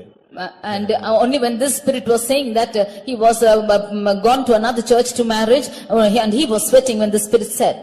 அப்பதான் யோசிச்சேன், ஒரு செகண்ட்ல குறி சொல்லுதுன்னு சொல்றாங்களே, உன் ஸ்டோரியே எப்படி சொல்லு, நீ பச்சை தண்ணியா ஹீட்டா ஃபயரா என்னங்கறத சொல்லிவிடும். Only then I understood that the spirit is soothsaying in a second, and it will tell your story as to whether you are hot or cold. சொல்றோம், நீ சும்மா வேற அந்நிய பாஷை மட்டும் பேசாத, அக்னியா மாறுன்னு சொல்லி தர்றான். That is why we say you not only to speak just in tongues, you become fire. பிசாசு உன்கிட்ட நெருங்காது, பாவம் உன்கிட்ட நெருங்காது. அப்படி நெருங்கினால் அது பஸ்பமாய் மாறும். Satan or sin will not come nigh to you. If it should come nigh to you, it will become into ashes. லூக்கா 12ஆம் அதிகாரம் 50ஆம் வசனத்திலே Luke chapter 12 verse 50. இயேசு தன்னுடைய கடைசி காலத்தை குறித்து சொல்லும் பொழுது, நான் முழுக வேண்டிய ஒரு ஸ்நானம் உண்டு, அது நான் மூழியும் அளவும் நான் மிகவும் நெருக்கப்படுகிறேன் சொன்னார். When Jesus is telling about his last times, he is saying, I have baptism wherewith I have should be baptized, and until then I am straight until it's accomplished. இது இயேசு பெறக்கூடிய நெருக்கமான போகக்கூடிய ஒரு நெருக்கமான பாதையை, சிலுவை பாதையை காண்பிக்கிறது. This shows the path of distress where Jesus has to go in the path of the cross. இயேசு ஞானஸ்நானம் எடுத்தவர், Jesus is a baptized person. அபிஷேகத்தினால் நிரப்பப்பட்டவர், He is an anointed person. அக்னியாய் மாற்றப்பட்டவர். He has become a fire. ஆனா அவர் சொல்றாரு, இன்னும் நான் முழுக வேண்டிய இன்னொரு ஸ்நானம் இருக்கு. But he still says that there's another baptism he should be baptized with. அதுதான் பாடுகளின் வாழ்க்கை. That is a life of suffering. அந்த பட்ட பாடுகளினாலே நான் கீழ்ப்படிதலை கற்றுக்கொள்ள வேண்டும், நான் பூர்ணனாய் மாற வேண்டும். By the sufferings which he suffered, he should learn obedience and become perfect. பிரியமானவர்களே, இந்த பாதை ஒரு சிலுவை பாதை. Dear beloved, this is the path of cross. இதுல பாடுகள் வேதனைகள் உண்டு, அந்த ஞானஸ்நானத்துக்குள்ளும் நீ போக வேண்டியது அவசியம். In this there are many sufferings and pains, and you have to go through the baptism too. நீ பொன்னானால் நீ உருவாக்கப்பட அக்னி கூடாக போக வேண்டும். If you should be a gold, in order to be tried, you should go through fire. நீ யோசேப்பானால் சிங்காசனத்துக்கு போகிறதுக்கு முன்பாக வசனம் உன்னை புடமிட வேண்டும். If you are Joseph, before going to the throne, the word of God should try you. நீ பாடுகள் இல்லாமல் பரலோகத்திலே மகிமையிலே ஆளுகை செய்ய முடியாது. Without sufferings in heaven, you cannot reign in glory. இயேசு கேட்டார், நான் பெரும் ஸ்நானத்தை நீ பெற முடியுமா? Jesus asked if I should receive the baptism which I am baptized with. போய் ஒரு மனிதன் கையில ஞானஸ்நானம் எடுப்பியா? அப்போஸ்தலன் கையில ஞானஸ்நானம் எடுப்பியா? Have you gone and taken baptism in the hands of a man of apostle? ஞானஸ்நானம் எடுக்கிறதுக்கு முன்னால 72 கேள்வி, அந்த வசனம் இப்படி இருக்கிறதே, இந்த வசனம் இவர்கள் அப்படி இருக்கிறார், இப்படி தான் நீ கேட்டுக்கிட்டே டைம் போய்கிட்டே இருக்கு. ஞானமானுடைய குஷ்டரோகம் வெயிட்டிங்லயே இருக்கு, தீரவே மாட்டேங்குது. Before taking baptism, you were asking many questions as to this doctrine is like that and that, but the leprosy of Naaman is just like that, not clear. ஒரு ஏஜி சர்ச் பையனை பார்த்தேன். I saw a boy of AG church. தம்பி ஞானஸ்நானம் எடுத்துட்டியான்னு கேட்டேன். I asked him if he is baptized. நான் எடுக்கல பாஸ்டர்னா. I didn't take, he said. ஏன்னு கேட்டேன். I asked why. நானும் ஒரு 10 சபையில பார்த்தேன், ஒரு பாஸ்டரும் சரியில்லைன்ட்டான். I saw in 10 churches no pastor is right, he said. ஏஜ்லயும் நல்லா இல்லையான்னு கேட்டேன். Even in AG are they not right? எங்கேயுமே நானும் எல்லா இடத்துக்கும் போய் பார்க்கறேன், ஒவ்வொருத்தரை பத்தி ஒவ்வொரு ஹிஸ்டரி தான் சொல்றாங்களே தவிர ஒருத்தனாவது உருப்படின்னு சொல்லல. அதனால ஞானஸ்நானம் யார் கையில எடுக்கிறதுங்கற क्वेश्चनல உட்கார்ந்திருக்கேன். I too went in all the places and saw around 10 churches. I did not find anyone right, and they only said of their history, so they find cited as to whom to get baptized with. நான் சொன்னேன், I said, முதலாவது இந்த list போடுறது, history கேக்குறது, biodata கேக்குறதுல விட்டுரு. firstly leave with taking the list and taking the biodata of all. இயேசு யோவான் ஸ்நானனுடைய கையில ஞானஸ்நானம் எடுக்கும்போது எந்த பயோடேட்டாவும் கேட்கல, பேசாம போய் கீழ்ப்படிந்து நீதியை நிறைவேற்றிட்டு வந்தாரு. அதே மாதிரி நீ நிறைவேற்றிடு. When Jesus took the baptism in the hands of John the Baptist, he did not take any biodata, but he went and took baptism that righteousness might be fulfilled. ஆனா ஒண்ணு, But one thing, நீயே இப்ப இவ்வளவு அட்வான்ஸா இருக்க, உனக்கு பின்னால வர்றவன் இன்னும் ரொம்ப அட்வான்ஸா வருவான். because you are in so much in advance, one is coming after you will be much in advance. நீ 10 பேரை தான் பாத்துக்கிற, அவன் பூமி முழுசும் சுத்திட்டு ஒருத்தனுமே சரியில்லைன்னு சொல்லுவான். அப்படி ஒருத்தன் ஒரு கேள்வி கேட்கும்போது எந்த பாஸ்டருமே சரியில்லைன்னு சொல்லுவான் பாத்தியா, அப்படி சொல்ல முடியாதபடி நீ ஒரு நல்ல பாஸ்டரா மாறுன்னு சொல்லு. If you said that 10 of them are not right, then one is coming after you will say 100 all the people in the world are not right, therefore you become a right pastor that he might prove you right. நீ இப்பமே இந்த question கேட்ட, இன்னும் அட்வான்ஸா culture வரும்போது அதுல வர்ற விசுவாசி கேட்பான், யாராவது உருப்படியா இருக்கானான்னு. நீ ஒருத்தனாவது உருப்படியா நில்லு, உன் கையில அவன் வந்து ஞானசானம் எடுக்கட்டும். You have asked such a question now itself.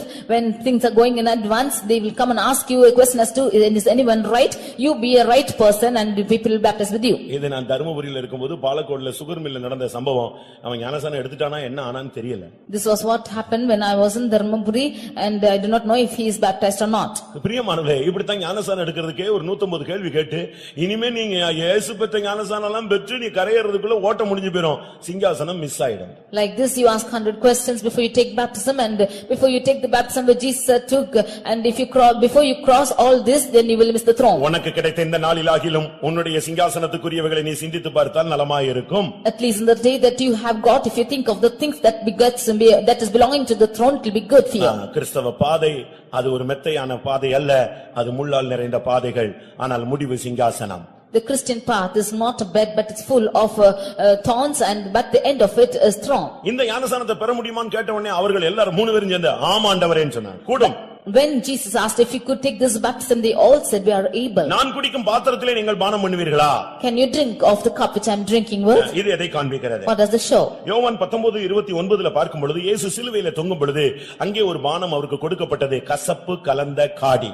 John 19:29, when Jesus was hanging on the cross, there was a drink which was given to him, that was a vinegar which is filled with இந்த விசுவாச பாதை என்பது கசப்பு நிறைந்த ஒரு பகுதி. This life of faith is full of bitterness. இந்த வனாந்தர பாதையிலே மாறா அதிகமாக நிறைந்த ஒரு பகுதி. In this life of wilderness, Mara is full. இன்றைக்கு கசப்பு என்பது மிகவும் கஷ்டமாக இருக்கிறது. Today bitterness is finding hard. நகோமி சொல்கிறார், என்னுடைய வாழ்வை கர்த்தர் கசப்பாய் மாற்றி விட்டு விட்டார். Naomi says that my life the Lord has turned to bitterness. இந்த பாதையில வரும் பொழுது இந்த கசப்பை நீ ருசி பார்க்க வேண்டியது, அந்த பாத்திரத்திலே நீ பானம் பண்ண வேண்டியது அவசியம். When you come to this path, you have to taste the bitterness and drink of that cup. ஒரு சிலருக்கு வாழ்க்கை கசந்து போய் விடுகிறது. Some of their life becomes bitter. திருமண வாழ்க்கை கசந்து போய் விடுகிறது. Some married life is bitter. பிள்ளைகளோட எழுந்து வாழ்கிறது கசந்து போய் விடுகிறது. Some life with children are bitter. ஒரு சிலருக்கு இந்த ஊழியமே கசப்பா இருக்கிறது. Some of them, this ministry itself is a bitterness. ஆனா நீங்க எல்லாம் மருந்து சாப்பிட்டவங்க தான், கசப்பான மருந்து தான் உடனே சுகமாக்குறதுன்னு உங்களுக்கு தெரியும். But you have all taken medicine, and you all know that the bitter medicine will heal you கசப்பு quickly. என்பது இந்த வாழ்க்கையிலே ஒரு பகுதி. Bitterness is a part of this life. இந்த கசப்பை நீங்கள் மதுரமாய் மாற்ற வேண்டியது அவசியம். You have to change this bitterness to sweet. அந்த மாறாவை மதுரமாக்க ஒரு மரத்தினுடைய கிளையை வெட்டி போட்ட பொழுது உண்டானது போல சிலுவையை நீ உள்ளே கொண்டு வந்து சிலுவையின் தியானத்தை கொண்டு வரும் பொழுது இந்த கசப்பு உனக்கு மதுரமாய் மாறும். For the bitterness of Mara to be turned, they cut a branch and cast into it, and the waters turn sweet. Even so, when you meditate on the cross will turn your bitterness sweet. 4 விதமான ஸ்நானம் சொன்னேன், 2 விதமான பானம் சொல்லுகிறேன். I told you of 4 kinds of baptism, I tell you of 2 kinds of drink. ஒன்று கசப்பு கலந்த காடியை நீ ருசிக்க வேண்டும். One is the vinegar which is filled of bitterness, you should taste. ஏற்கனவே தொங்குறது சிலுவையில, இதுல வேற கசப்பு கொடுத்தா எப்படி இருக்கும்? Already he is hanging on the cross, and more if you should give bitterness, how it will be. இது பாடுகளின் பூர்ணத்தை காண்பிக்கிறது. This shows the perfection of suffering. ஒரு தேவனுடைய பிள்ளை பூர்ணத்தை நோக்கி பயணப்பட வேண்டும். A child of God should go travel towards perfection. லூக்கா 22:17-20 பார்க்கும் பொழுது Luke 27 verses 12.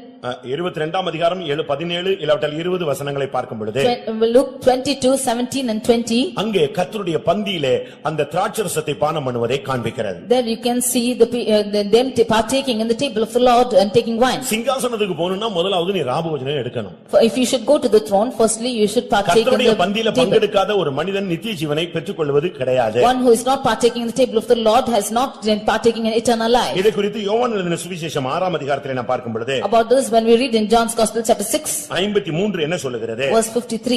என்னுடைய மாம்சத்தை புசியாமலும் என்னுடைய இரத்தத்தை பானம் பண்ணாமலும் இருந்தால் உங்களுக்குள் ஜீவன் இல்லை. If you do not drink of my cup and taste of my bread, you have no eternal life. 54 என்ன சொல்லுகிறது? What does verse என் 54 மாம்சத்தை say? புசித்து என் இரத்தத்தை பானம் பண்ணுகிறவனுக்கு நித்திய ஜீவன் உண்டு, நான் அவனை கடைசி நாளில் எழுப்புவேன். Whoso eateth my flesh and drinketh my blood hath eternal life, and I will raise him up at the last day. கர்த்தருடைய பந்தியிலே நீ பானம் பண்ண முடியுமா? And can you drink in the table of of the Lord. இன்னைக்கு பலரும் பல இடங்கள்ல ராபோஜனம் எடுக்காங்க. Today many of them are taking the table in many கர்த்தருடைய places. பாத்திரத்துல நீ பங்கெடுக்கணுமே தவிர பேய்களின் பாத்திரத்துல பங்கெடுக்க கூடாதுன்னு கொரிந்தியருக்கு பவுல் பேசுகிறார். And to Corinthians and Paul says that you have to partake in the vessel of the Lord and not in the vessel of devils. அதனால தான் மற்ற இடங்கள்ல இருந்து வர்றவங்கட்ட நம்ம சொல்றோம் ஒரே இடத்துல ராபோஜனம் எடுப்பீங்களா? That is why we ask the people who are coming from other places, if are you partaking in one place itself? இல்ல நான் அங்க போனா எடுப்பேன்.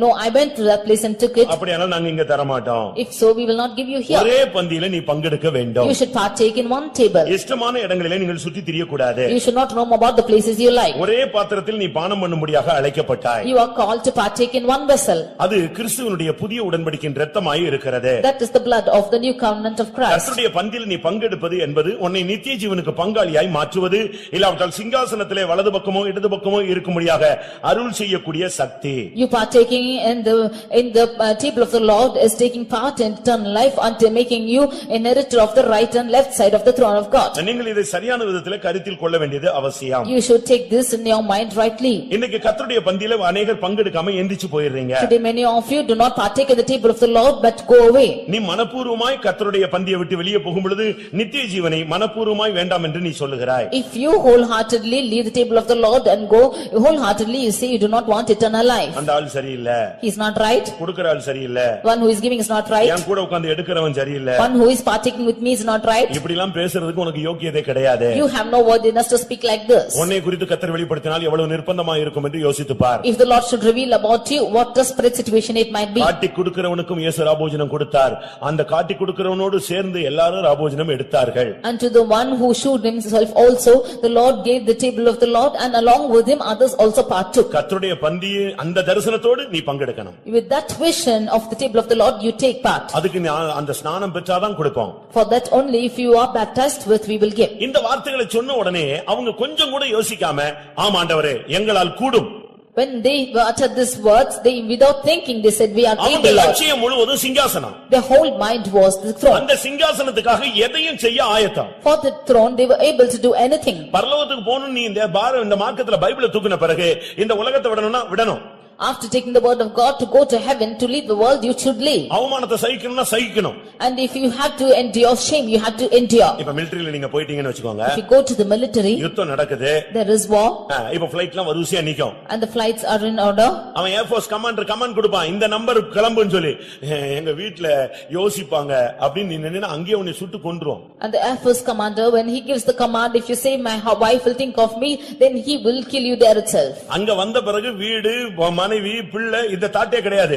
நாடு ஜெயிக்கணும் அதான் உன் thought. After coming there, you have no mind about your wife or children and so on, that the country must overcome. அதுபோல பைபிளை தூக்கின பிறகு நீ கிறிஸ்துவினுடைய போர் சேவகன். After taking the word of God, you are a warrior of Christ. நீ மனத்தெளிவுள்ளவனாயிரு. You should be clear in mind. தீங்கை அனுபவி. You should endure hardness. இதற்காகவே நீ அழைக்கப்பட்டாய். It is for this purpose you are called. இந்த தாட் இல்லாம நீ பைபிளை தூக்கிட்டு சிங்காசனம் கிடைக்கும்னு சொன்னா அது பகல் கனவு. Without this thought, if you should take the Bible and say you should get the throne, that is only a daydream. இந்த அம்மாவும் பிள்ளைகளும் ஒரே மைண்ட்ல இருந்தாங்க. பையனை பார்த்து என்னப்பா இப்படி சொல்றாரு உன்னால முடியுமாடா அப்படின்னு கேட்கல. காலேஜ்ல கொண்டு போய் விடுவாங்க. அங்க சிவில் இருக்குமா நீ படிப்பியா? வேண்டவே வேண்டாம். The mother and children were all with one mind like this, like the children when they take him to the college, when you ask them to study civil, he will say he do not want. Computer engineering வேண்டாம் எனக்கு ஏறவே ஏறாது. Computer engineer will never get into my mind. Pure science ஐயோ நான் அதுல ஏற்கனவே mark குறைவு. Pure science I have already got less marks. இப்படி சொல்லி கடைசில ஹிஸ்டரியில வந்து நிக்கிறான். Saying so he will come to history. நான் யாரையும் குறை சொல்லல. I am not accusing anyone. நானும் ஹிஸ்டரி தான் படிச்சேன் பயப்படாதீங்க. I too studied history. நான் எதுக்கு இத சொல்றேன்னா why I say this is இந்த பிள்ளை இந்த தாய் தாம் பிள்ளைய பாக்க அண்ணன் தம்பியை பாக்க தம்பி அண்ணனை பாக்க அப்படிலாம் யோசி இல்லடா வேண்டான்னு சொல்லிரு விட்டுரு இப்படிலாம் சொல்லல. மூணு பேரும் அடுத்த வார்த்தை உடனே உங்களால் கூடுமா? ஆமாண்டவரே எங்களால் கூடும். The mother did not look at her children, neither the elder brother to the younger one. Like this, when the Lord asked, they said we are able. ஞானஸ்நானம் எடுப்பியா? Can you take baptism? I will take. அபிஷேகம் பெறுவியா? Will you be baptized? பெற்றுக்கொள்வேன். I will baptize. அக்கினி அபிஷேகம் பெறுவியா? Okay, will you receive fire anointing? I will receive. இந்த மார்க்கம் நெருக்கமா இருக்கும் பரவாயில்லையா? This religion will be distressed, will you, is it all right? பரவாயில்லை. It's all right. வாழ்க்கையெல்லாம் கசப்பா இருக்கும். The life will be full of bitterness. அவன் சொன்னா நித்தியம் எனக்கு இனிப்பா இருக்கும். And he will say eternity will be sweet. சாபோஜன் எடுப்பியா? Will you take partake in தேவனுடைய table? வார்த்தைக்கு நான் அப்படியே கீழ்ப்படிவேன். I will obey the word of the Lord. இந்த பிள்ளைகளுடைய இந்த பேரண்ட்ஸ்னுடைய அந்த தாட் எப்படி அழகா வச்சிருக்காங்கன்னு பாருங்க. See how the thought of the mother, parents and the children are. இப்பொழுது இயேசு அடுத்து அவங்கள்ட்ட பேசுறாரு. Now nextly Jesus speaks to them. இவ்வளவும் சொல்லிட்டாங்க. This was said all this. இயேசுவுக்கு என்னடா இவங்க விடுற மாதிரி இல்லையேன்னு. Jesus also thought that they are not able to lead them. நம்ம எல்லாரும் சாட்சியில சொல்லுவோம், நானும் அந்த புருஷன் ரட்சிக்கப்பட்டிருக்க மாட்டான், பிள்ளை ரட்சிக்கப்பட்டிருக்க மாட்டான், நானும் என் குடும்பத்தாரும் வருகையில காணப்படணும். நல்ல ஒரு ஆசை ஒரே வார்த்தையில சொல்லிட்டு போயிடுறோம். ஆனா இவங்க விடாம ஃபாலோ பண்ணிட்டே இருக்காங்க. The husband and the children will not be saved, but in testimony they will say that I and my family should be meet the Lord Jesus Christ, but the mother is following them after that also. இப்போ இவங்க உடனே இயேசு சொன்னாரு. Immediately Jesus said, மத்தேயு 20:23 Matthew 20:23, என் பாத்திரத்தில் நீங்கள் குடிப்பீர்கள், you will drink of my cup, நான் பெறும் ஸ்நானத்தையும் நீங்கள் பெறுவீர்கள். and you will take the baptism which I am baptized with. அது கூட நீங்க வந்துருவீங்க. ஓகே, நான் சொல்லிடுறேன். With that you will come, it's all that I'll say. ஆனா இந்த வலது பாரிசத்துல இடது பாரிசத்துல உட்கார்றது என் பிதாவினால் யாருக்கு அருள் செய்யப்பட்டிருக்கிறதோ அவங்களுக்கு தான் கிடைக்கும்ட்டார். But to sit on my right hand on my left is not mine to give, but to them that Father is giving. இந்த பதில் அவ்வளவு சரியில்லை போல நமக்கு தெரிகிறது. This seems to be a wrong answer to us. இவ்வளவு ஈகரா ஆசையோடு வந்து ஞானஸ்நானம் எடுக்க ரெடி, பாடுபட ரெடி, பானத்துல பானம் பண்ண ரெடி, எல்லாத்துக்கும் ரெடின்னு வந்துட்ட பிறகு இப்ப சொல்றாரு, என் சிங்காசனத்துல வலது பக்கமும் இடது பக்கமோ அது அருளுவது என்னுடைய சித்தம் அல்ல, அது என் பிதாவினால் யாருக்கு அருளப்படுகிறதோ அவங்களுக்கு தான் கிடைக்கும்ட்டார். When they came with a determination that they will drink of the cup and take the baptism which is baptized with, and finally he is saying, it is not on my part to give the right hand or the left hand of my throne, but it is to my Father. அப்ப ரெண்டு பேருக்கும் கிடையாதா? So is it not for both of them? அப்ப அந்த last மினிட்ல சிபாரிசுக்கு இடம் கொடுத்துறாரா? Therefore in the last moment is he giving room for any encouragements? இல்ல ரெக்கமெண்டேஷனுக்கு இடம் கொடுக்கறாரா? Is he giving room for any recommendations? எங்களுக்காக வேண்டிக் கொள்ளுங்கள்னு யாராவது வேண்டிக் கொண்டா கொடுத்துருவாரா? If anybody is going and pleading for you, will he give it? அது என்ன பார்ஷியாலிட்டியா, பட்சபாதமா, என்ன அங்க என்ன விதத்துல இந்த வார்த்தையை அவர் உபயோகிக்கிறார்? How is he uttering this word? Is it in partiality? இவ்வளவு கஷ்டப்பட்டு வந்துட்டு கடைசியில் சொல்றாரு, என் பிதாவினால் யாருக்கு செய்யப்பட்டிருக்கோ அதுதான் கொடுப்பேன், அதை அருளுவது மற்றவர்களுக்கு கொடுப்பது என்னுடைய சித்தமல்லன்னு சொல்லி ஒதுங்கிட்டாரே, அப்ப யாருக்கு இது கிடைக்கும்? When he is saying it is not on my part to give, when they came to drink of the cup and take the baptism, it is only given by the Father, then who shall receive it? எல்லா ஞானஸ்நானம் எடுத்தாச்சு, they taken all the baptism, எல்லா பானமும் குடிச்சாச்சு, they drunk all the cup. இப்ப reach பண்ணி க்ளோஸா வரும்போது உனக்கு கிடையாதுன்னு சொன்னா எப்படி? Now after coming to this point, if he is saying that you cannot be given, அப்ப இது யாருக்கு அருளப்படுகிறது? then unto whom it is given. அந்த சிங்காசனத்துல வலது பக்கத்துலயும் இடது பக்கத்துலயும் நீங்களும் உங்களுடைய பிள்ளைகளும் போணும்னா அதுக்கு உள்ளதான இன்னொரு குவாலிஃபிகேஷன் என்ன? If you and your children should go to the right and left hand of the throne, what is the next qualification you and your children have? ஞானஸ்நானமும் அது ஒரு qualification. For baptism are a qualification. அந்த ரெண்டு பானம் பண்ணுதலும் ஒரு இன்னொரு major subject அது. And the two cups where you drink is another subject. எல்லாமே எடுத்தாச்சு, இதுக்கு பிறகும் என்ன இருக்கு? Partaking in everything, after this what is there? அவங்க ரெண்டு பேரும் அந்த தாயும் மூணு பேரும் ரெடியா இருக்காங்க. இப்ப அவர் சொல்றாரு, அது பிதாவின் சித்தம், அவர்தான் கொடுக்க முடியும்னு சொல்லிட்டாரு. The mother and the sons when they were waiting, he said it's the will of the Father and he alone can give it. பிரியமானவர்களே, இதனுடைய ஆழமான சத்தியம் என்ன? What is the depth of this truth? அப்ப பிதா ஒருத்தனுக்கு யாருக்கோ ஒருத்தனுக்கு செலக்ட் பண்ணி ஏற்கனவே வச்சிட்டு இருப்பாரு. Then the Father has already preordained for somebody. அவங்களுக்கு மட்டும் கொடுத்துருவாரா? Only unto them will he give? அவங்களுக்கு மெரிட் இல்ல. They have no merits. ஒரு குறிக்கப்பட்ட ஜாதிகாரனுக்கு கொடுத்துருவாரா? He will give them to the particular caste. குறிக்கப்பட்ட விசுவாசி பிள்ளைகளுக்கு கொடுத்துருவாரா? Or to a particular believer's children. இல்ல பர்టిక్యులர் பாஸ்டருக்கு கொடுத்துருவாரா? Or will he give to a particular pastor? அப்படி அல்ல. It's not so. வேதம் தெளிவாக சொல்லுகிறது. The word of God clearly says. இதனுடைய பதில் எங்க இருக்கிறது? Where is the answer for this? வெளிப்படுத்தல் 3ஆம் அதிகாரம் 21ஆம் வசனத்தை வாசிக்கலாம். Revelation chapter 3 verse 21. வெளிப்படுத்தல் 3:21. நான் ஜெயங்கொண்டு என் பிதாவுடைய சிங்காசனத்திலே அவரோடு கூட உட்கார்ந்தது போல ஜெயங்கொள்கிறவன் எவனோ அவனும் என்னுடைய சிங்காசனத்தில் என்னோடு கூட உட்காரும்படிக்கு அருள் செய்வேன். இங்க அருள் செய்யணும் தான் கேக்குறாங்க. இந்த அருள் எப்படி கிடைக்கும்?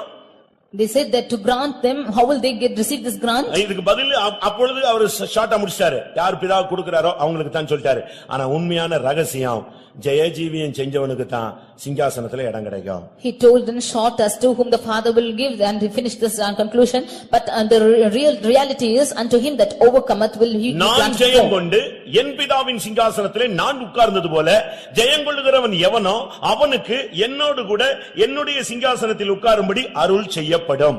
As I overcame and am set down with the Father on my throne, to him that overcometh will I grant to sit with me on my throne. பிரியமானவர்களே, சத்தியத்தை சரியான விதத்தில் நீங்கள் கவனிக்கணும், நிதானிக்கணும். Dear beloved, hearken to the truth and meditate properly. இந்த மார்க்கத்துல போய் நீ கடைசில ஏமாந்தற கூடாது. You should not go into this religion and be cheated at last. கரெக்ட்டா நீங்க இத ஃபாலோ பண்ண வேண்டியது அவசியம். You should follow this rightly. ஞானசானம், பரிசுத்த ஆவி, அக்கினி, பாடுகள், வேதனை, கசப்பு, கர்த்தருடைய பந்தி, இதெல்லாம் ஒரு பகுதி. இதுக்கு அடுத்த ஸ்டெப் ஒரு தனி மனித வாழ்வில் ஜெயத்தை கர்த்தர் எதிர்பார்க்கிறார். Baptism, Holy Spirit, fire and sufferings and taking part in the table of the Lord and bitterness and so on. But apart from this, the Lord expects an overcoming life. ஒரு போட்டியில கலந்து கொள்ள அவனுக்கு சில தகுதிகள் இருக்கிறது. There are certain worthiness in order to partake in a competition. வயது வரம்பு இருக்கிறது. And there are age limits for it. சில சரீரத்துல பலன் தேவைப்படுகிறது. And you need the strength in your body. அந்த வேலை அந்த விளையாட்டு குறித்து ஒரு அறிவு தேவைப்படுகிறது. You need knowledge about that game. அதனுடைய சட்டதிட்டங்கள் தெரிந்திருக்க வேண்டும். And you need to know the laws and rules for it. இதெல்லாம் correct.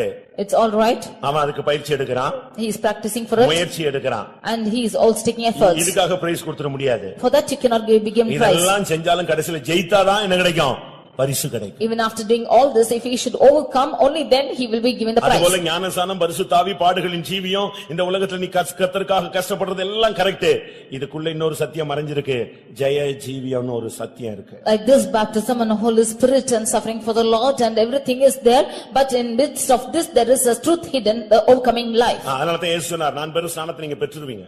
Therefore Jesus said, the baptism which I have taken you நான் partake. குடிக்கும் ஸ்நானத்தை நீங்கள் குடித்து விடுவீர்கள். You will drink of the cup which I drink. ஆனா இதுக்கு அடுத்து ஒரு ஸ்டெப் இருக்கு. இந்த உலகத்து வாழ்க்கையில நீ ஜெயம் கொள்ளுகிறவனாய் மாற வேண்டும். But there is a next step. You should become an overcomer in this worldly life. வெளிப்படுத்தல் 2-3 அதிகாரங்களிலே 7 சபைகளுக்கு தூது சொல்லப்படுகிறது. Revelation 2 and 3 we can see that which is given for the told for all the churches. எல்லா சர்ச்சுக்கும் ஜெயத்தை அந்த கடைசில ஒரு தூது கொடுக்கப்படுகிறது. There is a message given for all the churches at the end. அந்த சபையை பாராட்டுகிறார். And he is அந்த சபையை பாராட்டுகிறார். He is praising those churches. அந்த சர்ச்சை குற்றம் சாட்டுகிறார். He is accusing those churches. அந்த சர்ச்சை சரிப்படுத்தும்படியாக ஆலோசனை கொடுக்கிறார். And he is giving counsel that they might rectify. அந்த சபை சரியில்லாவிட்டால் நியாய தீர்ப்பு என்று சொல்லுகிறார். If they are not right, then he is judging them. எல்லாம் சொல்லி முடிச்சிட்டு கடைசில சொல்லுவாரு, ஜெயம் கொண்டால் உனக்கு இதெல்லாம் கிடைக்கும். Saying all this, finally he says, if you should overcome, you will get all these. உன்னை பாராட்டலாம்.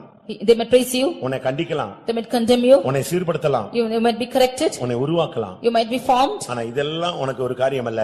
இதற்கு அப்பால் நீ ஜெயித்தால் தான் அந்த ஜெயங்கொள்ளுறவனுக்கு கிடைக்கக்கூடிய சகல நன்மையும் அந்த சிங்காசனமும் உனக்கும் எனக்கும் கிடைக்கும். This is all not a matter. You should overcome, only then you and I will get the partaker of the throne, which is the overcomer's throne. எதை ஜெயிப்பது? What should we overcome? தூக்கத்தை ஜெயித்து விட்டாயா? Have you overcome sleep?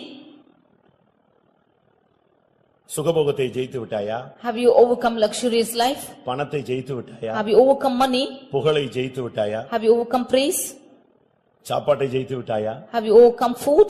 உன்னுடைய உடையை ஜெயித்து விட்டாயா? Have you overcome your garments? இப்படி question பண்ணிட்டே போலாம். ஜெயித்தன இவ்வளவும் ஜெயிச்சு நான் என்னைக்கு போய் சேர்றதுன்னு நீங்க யோசிக்கலாம். You can think as to when I will overcome these and go.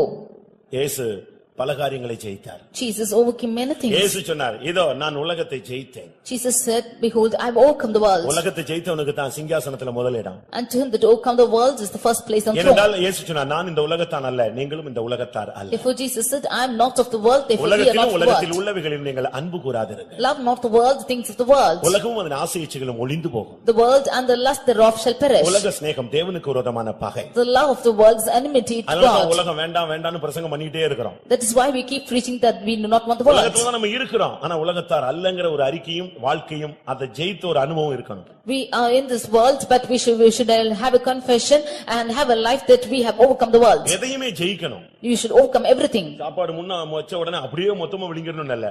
When the food is kept before you, you should not swallow just like that.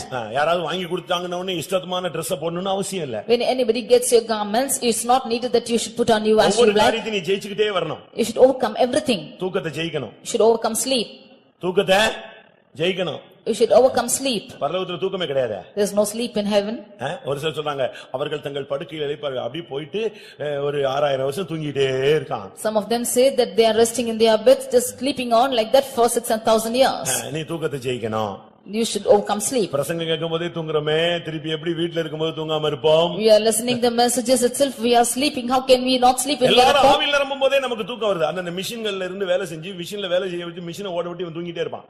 அங்க இங்க காத்து கொடுத்து டம் டம் டம்னு எல்லாரும் அடிச்சா கூட இவன் தூங்குறான்னா அதான் practice. When all of them are sleeping, when the Holy Spirit fire is going on, even one who is operating the machine, he is sleeping as it is. தூக்கத்தை ஜெயிக்கணும். You should overcome sleep. முதலாம் கொரிந்தியர்ல நான் பார்க்கும் பொழுது Then we read in 1 Corinthians 15ஆம் அதிகாரத்திலே மரணமே உன் கூரியங்கே, முதலாவது மரணத்தை தோல்வியை ஜெயிப்பதே. chapter 15 we said as to death where's the sting. மரணம் ரெண்டு அடையாளத்தை காண்பிக்கிறது. That shows there are two எழுத்தின் பிரகாரமான மரணம், மற்றொன்று தோல்வியின் வாழ்க்கை. One is literal death and the other is life of failure. தோல்வியை நீ ஜெயமாய் மாறணும். You should overcome your failures. ஒரு சிலர்லாம் கஜினி முகமது மாதிரி இருக்காங்க. Some of them face like Gajini Mohammed. 16 trip அவன் இந்தியா மேல படையெடுத்தானா. 16 ட்ரிப் இந்தியா மீது படையெடுத்தானா. He took troops after India for 16 times. தோத்துக்கிட்டே இருந்தானா. He was defeated so many times. கடைசில ஒரு குகையில போய் படுத்துட்டானா, வெறுத்து போய். Finally he went and lied on a cave. ஒரு சிலந்தி கூடு கட்டிச்சான், உடைஞ்சு போச்சான். சிலந்தி கூடு பாத்துக்கிட்டே இருந்தானா. கடைசில அது கட்டி அதுல போய் உட்கார்ந்துச்சான். அத பார்த்த உடனே மறுபடியும் இந்தியா மேல படையெடுத்து ஜெயித்தாங்க. He saw the spider. இதெல்லாம் உங்களுக்கு ஹிஸ்டரியில தெரியும். He saw the spider which is building and again it broke and again it started building. Looking at that, he got an inspiring spirit and he came again at the troop against India. ஞானஸ்நானம் எடுத்து இத்தனை வருஷம் ஆச்சு, இன்னும் உனக்கு தோல்வியை ஜெயிக்க முடியாது. So many years since you taken baptism, still you are not able to overcome your failures. அடுத்து மரணத்தை ஜெயிக்கணும். Nextly, overcoming death. பரிகரிக்கப்படும் கடைசி சத்துரு மரணம். The last enemy to be overcome is death. இந்த மரணம் தான் வியாதியில நமக்கு பயங்காட்டுது. நீ செத்துடுவ, உன் மனைவியை விட்டுருவ, புருஷனை விட்டுருவ, பிள்ளையை விட்டுருவ. ஆனா இன்னொன்னு சொல்லுது, நீ மரணத்தை ஜெயிச்சினா சிங்காசனத்தை பிடிப்ப, இத பிடிச்சினா உலக வாழ்க்கையை பிடிச்சினா சிங்காசனத்தை விடுவ. இந்த பிரசங்கம் கேட்க மாட்டேக்கு. உன் மனைவியை விட்டுருவ, பிள்ளையை விட்டுருவ, உலகத்தை விட்டுருவ, இதுதான் கேக்குது. It is death which is making you afraid, saying that you will leave your wife, your husband, your children and so on. But you are not able to understand that if you should overcome this death, then you will get the throne. This message is not entering your mind. மரணமே உன் ஜெயம் எங்கே?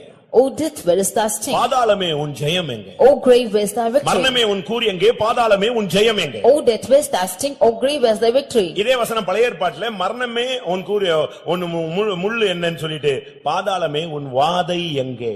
In the Old Testament also it is said as to, O death, where is thy sting? O grave, where is thy stinging? நம்முடைய பாதாளத்தினுடைய சக்தி என்னன்னா வாதை.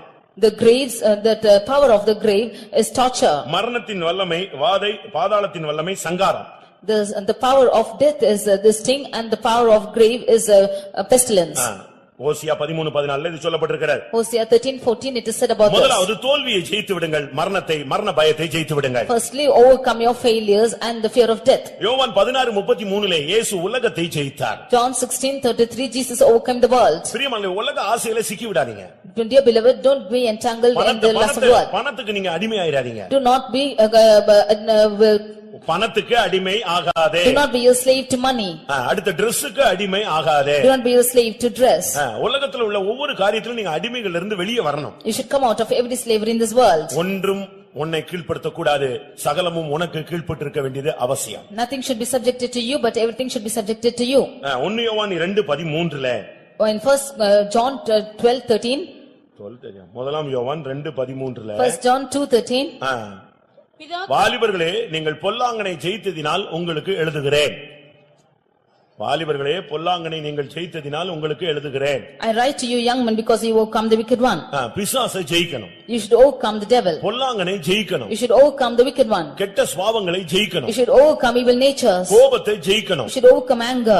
அழகை You ஜெயிக்கணும். should overcome beauty. ஆடம்பரத்தை ஜெயிக்கணும். You should overcome adornments. மேக்கப்பை You ஜெயிக்கணும். should overcome makeup. இப்படி இந்த உலகத்தின் காரியங்கள் எல்லாம் உங்களுக்கு ஒரு ஜெயம் கிடைக்கணும். பிசாசை நீங்க ஜெயிக்கணும். Like this you should overcome everything of the world and overcome Satan. கோபம், வைராக்கியம், பகை இவைகள் எல்லாம் நாம் ஜெயிக்க முடியாக தேவன் நமக்கு அனுமதி கொடுக்கிறார். And anger and envy and bitterness, everything the Lord is giving us strength that we should overcome it. வெளிப்படுத்தல் 12:11 படி 11 படி வலு சர்ப்பத்தை அவர்கள் ஜெயித்தார்கள். Revelation 12:11 they overcame the dragon. ஒரு தேவனுடைய பிள்ளை பிசாசை ஜெயிக்கலனா அவன் ஜெயாலி என்று சொல்ல முடியாது. If a child of God is not overcoming the devil, we cannot call him an overcomer. இயேசு மரணத்தை ஜெயித்தார். Jesus overcame death. உலகத்தை ஜெயித்தார். He overcame the world. பொல்லாங்கனை ஜெயித்தார். He overcame the evil one. வலு சர்ப்பத்தை ஜெயித்தார். He overcame the dragon. அடுத்து ஒரு விசுவாசி, ஒரு ஊழியன் சரீரத்தை ஜெயிக்கணும். Nextly, a believer or servant of God should overcome his body. நான் ஆகாதவனாய் போகாதபடிக்கு என் சரீரத்தை ஒடுக்கி கீழ்ப்படுத்துகிறேன். I am subjecting my body and bringing it into its last because that I might not be an wayfarer. இன்னைக்கு நமக்கு ஜெயம் கிடைச்சிருக்கிறதா? Today have we been overcome? நீங்க ஒருவேளை இந்த மார்க்கத்துல வந்ததனால பரலோகம் கிடைக்கும் நீங்க ஏதோ ஒரு நமக்கு ரிசர்வ் பண்ணிருக்கு நீங்க நினைச்சிட்டு இருக்கலாம். ரிசர்வ் பண்ணது உண்மைதான். Because you have come into this religion, you might think that you have reserved something in heaven. இந்த பகுதியில வந்ததனால உங்களுக்கு பரலோகத்திலே ஒரு இடம் உண்டு என்று தேவன் வாக்கு பண்ணியிருக்கிறார். The Lord has promised that he will give you a part in heaven because you come to this religion. நீங்கள் அவர் குடிக்கும் ஸ்நானத்தை அவர் குடிக்கும் பாத்திரத்திலே நீங்கள் பானம் பண்ணி கொண்டு வருகிறீர்கள். You are drinking of the cup that he is drinking in. அதே நேரத்தில் அவர் பெறும் ஸ்நானத்தை நீங்கள் பெற்றிருக்கிறீர்கள். And similarly you have taken the baptism which you are baptized with. நல்லது. Good. உங்களுக்கு முன்பதிவு செய்யப்பட்டிருக்கிறது. And you have been given a ஆனால் reservation. நீங்கள் அதை பெற்றுக்கொள்ள வேண்டுமானால் நீங்க அங்க போகணும். But in order to receive that you should go there. நீங்க அங்க போகணும்னா ஜெயிக்கணும். If it should go there, you should overcome. உலகத்தை, மாம்சத்தை, பிசாசை, உலக ஆடம்பரங்களை, தூக்கத்தை, சாப்பாட்டை, இந்த உலகத்தில் உள்ள Dress எல்லாத்தையும் நீங்க உலகம் முழுவதினுடைய எல்லா போராட்டங்களையும் நீங்க ஜெயித்தாதான் ஜெயம் கொள்ளுகிறவன் எவனோ அவனுக்கு சிங்காசனத்தில் அருள் செய்யப்படும். You should overcome the world, lust and Satan and every fashions of this world and every sleep and everything. And if you overcome everything only, you can go and if you are an overcomer, you will retain the throne. ஒரு சிலருடைய சாவுல சொல்லுவாங்க, இவரை போலவே நான் வாழ வேண்டும். இவரை போல வாழ்ந்தா நீ எப்படி போவ? Some of them in other funerals they will say that I should live like him. If you live like him, how will you go? இந்த பாஸ்டரை போல இருக்கணும், இந்த அக்காவை போல இருக்கணும், இந்த விசுவாசியை போல நானும் வாழணும். அப்படி அல்ல. இயேசு சொன்னார், நான் ஜெயிச்சது போல நீ ஜெயிக்கணும். இந்த அக்கா அந்த அண்ணன் ஜெயிச்சது மாதிரி ஜெயிச்சீனா அவர் ஜெயிச்சது உனக்கு எங்க தெரியும்? If you should say that I should live like the overcome like this pastor or brother or this sister, and Jesus will say you should overcome like me. If you live a life like him, then where can you go? நீ சாட்சி சொல்லும்போது அவருக்கு உயிர் வந்துச்சுனா நான் ஜெயிக்கலன்னு எந்திரிச்சு சொல்லிட்டு படுத்துருவார். If there's life which is coming into him, when you testify, he will say that I am not overcome and he will say. செத்து போன பிறகு என்னெல்லாமோ சொல்லுவாங்க, இவரை மாதிரி நான் ஆளையே பார்த்தது இல்லன்னு. After one is dead, then they will say they have not seen a person like him at all. யாரும் சாவுல வந்துட்டு இப்படி சாட்சி சொல்லக்கூடாது. இந்த சகோதரனை போல நான் அப்படி அல்ல. நான் ஜெயங்கொண்டு இயேசு சொன்னார், நான் ஜெயங்கொண்டது போல ஒருவன் ஜெயித்தா அவனுக்கு சிங்காசனத்தில் இடம் கிடைக்கும். Nobody testified like this in other funerals as Jesus said that I have overcome and you overcome like them. இவர்கள் பாடுகளிலே கஷ்டத்தை சகித்தார்கள், நானும் சகிக்கணும். இப்படி நீங்க சொல்லலாம் ஆண்டவரே, இவங்கள மாதிரி நான் ஓட்டத்தை முடிக்கணும்னா அவன் எப்படி முடிச்சானோ உனக்கு என்ன தெரியும்? அவன் பட்ட பாடு உனக்கு தெரியாது.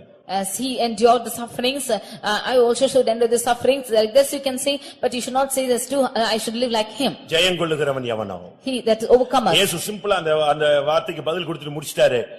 அது பிதாவினால் அருள் செய்யப்படும். Jesus gave a simple answer that it's the Father will grant to him. அதுக்கு ஆவியானவர் மூலமாக திரும்ப சபைக்கு சொல்லும்போது சொல்றாரு, அந்த பதில் ஜெயங்கொள்ளுகிறவனுக்கு கிடைக்கும். Again through the Spirit of God the same answer is given and to him that overcometh நான் will be ஜெயித்தது given. போல ஜெயிக்கிறவனுக்கு சிங்காசனத்தில் இடம் கிடைக்கும். As I overcame, to him that overcometh will be given the throne. இந்த மறைமுக பதிலை அந்த தாயும் பிள்ளைகளும் கரெக்ட்டா புரிஞ்சுக்கிட்டாங்க. This hidden answer that mother and their sons understood. பாருங்க, யோவானும் யாக்கோபும் பின்மாறி போனதாக பைபிள்ல கிடையவே கிடையாது. In the word of God we cannot see that James and John had backslidden. அவங்க மைண்ட்ல அந்த சிங்காசனம் இருந்துச்சு. அந்த தாயும் கூட அந்த குரூப்லயே தான் ஃபாலோ பண்ணிட்டு வந்துட்டே இருந்தா, அந்த மார்க்கத்திலே தான் வந்தா. In their mind was the throne and the mother also followed them in that same group. இயேசுவுக்கு சுகந்தவர்க்கு இடும்படியாக அந்த ஸ்திரீகள் வரும்பொழுது இவளும் கூட வர்றா. When the women came to offer incense to Jesus, even this woman came. அந்த ரெண்டு பிள்ளைகளும் ரொம்ப இயேசுவோடு க்ளோஸ் ஆனவங்க. And both those sons were very close to Jesus. எங்கெல்லாம் இயேசு தனித்து ஒரு ஊழியத்தை செய்றாரோ அங்க பேதுரு இருப்பான், யோவான் இருப்பான், யாக்கோபு இருப்பான். Wherever Jesus went alone to the ministry, there Peter, James and John will be there. அந்த இயேசு பரத்துக்கு போய் விட்டார். That Jesus went up to heaven. இவர்கள் மறுபடியும் பரிசுத்தாவியில் நிறைந்த இந்த ஊழியத்தை செய்கிறார்கள். Again they got filled in the Spirit and did the ministry. நாட்கள் வந்தபோது When days came, ஏரோது அப்போஸ்தலர் 12ஆம் அதிகாரம் 2ஆம் வசனத்திலே யாக்கோபை கொன்று விட்டான். Acts 12:2 we see Herod killed John. இயேசுவுக்காக இரத்த சாட்சியாய் அப்படியே மரித்து விட்டான். And he as a martyr died for Jesus. எப்படி இருக்குன்னு பாருங்க. See how it will be. அந்த சிங்காசனத்துக்கு போகணும்ங்கற சிந்தையில ஜீவனையே பானபலியாக வார்த்தவன் தான் இந்த யாக்கோபு. With the mind that not to go to the throne, this John offered himself as a martyr. மரணத்தை ஜெயித்தவன். He overcame death. இயேசுவை போல மரணத்தை ஜெயித்தவன். He overcame death like Jesus. மரணத்துக்கு நீங்க பயந்து விசுவாசத்தை விட்டு வெளியே போயிட்டு திருப்பி இங்க வந்து சாட்சி சொல்லக்கூடாது. Being afraid of death, you going away from the faith, coming back here, you should not testify. நீங்க ஜெயிச்சிட்டு வந்து சாட்சி சொல்லுங்க. You overcome and come and testify. நான் நேத்து ஒரு இடத்துல பிரசங்கம் பண்ணினேன். Yesterday I gave a message like this. அந்த இடத்துல ஒரு சகோதரன் சாட்சி சொன்னார். There a brother testified. அவருடைய பையனுக்கு 4 மணிக்கு ஜீவன் போய் விட்டாராம் குழந்தைக்கு. 4 o'clock the son's life just departed. சர்ச்சில கொண்டு வந்து ஜெபிக்க கொண்டு வந்திருக்காங்க. And they brought to church to pray. செக்கப்புக்கு ஆஸ்பத்திரி போகாம சர்ச்சில கொண்டு வந்து போட்டுருக்காங்க. They did not take him for a checkup to hospital but to church to pray. கடைசி அந்த பிள்ளை செத்து போயிடுச்சு. That child was dead. Hospital கொண்டு போகாம இங்க கொண்டு போயிட்டேன்னு சொல்லிட்டு அன்னைக்கு பயங்கர பிரச்சனை அந்த public ஏற்படுத்திட்டாங்க. And the public created a great problem that they are not taken to the hospital but to the church. சர்ச்சில வந்து ஒரே சண்டை அடி. They came to the church and they were beating. சர்ச்சில் சண்டே சர்வீஸ் நடத்த அன்னைக்கு Sunday service time Sunday service நடத்த விடலையா? That was a Sunday service time and did not allow the service to go on. போலீஸ்லாம் வந்துருச்சாம். Police came. ஜனங்கள்லாம் வந்துட்டாங்க. People also came. அதனால இயேசுவை பத்தி பேசாத, கம் சர்ச்சில் நடத்த பாட்டு பாடாத, பிரசங்கம் பண்ணாத, அமைதியா இருந்துட்டாங்க. They said not to sing songs, not preach about Jesus in the church. இப்ப என்ன பண்ணணும்னு தெரியல. And they do not know what to do. இப்போ அந்த பிள்ளைய சர்ச்சில் நடுவுல போட்டு ஊழியக்காரங்க விசுவாசிகள் எல்லாரும் ஜெபிச்சாங்க. Now the child was laid up in the church and all the believers and the servants of God prayed. ஆனா ஒண்ணும் அசைவே இல்ல. But there was no move at all. Service டைம்ல முடிஞ்சிருச்சு. The service time was over. அப்ப அந்த பிள்ளையினுடைய தகப்பன் தான் நேத்து சாட்சி சொன்னாரு. அவர் சொன்னாரு, பாஸ்டர் எதுக்கு போட்டு சும்மா போட்டு மல்லு கட்டிட்டு இருக்கணும், அவனுக்கு வேற பிரச்சனை பண்ணிட்டு இருக்கான், சர்வீஸே நடத்தல, இனிமே அடுத்த வாரமும் நடத்த விட மாட்டான், வாங்க அடக்கம் பண்ணலாம்னு சொன்னாரு.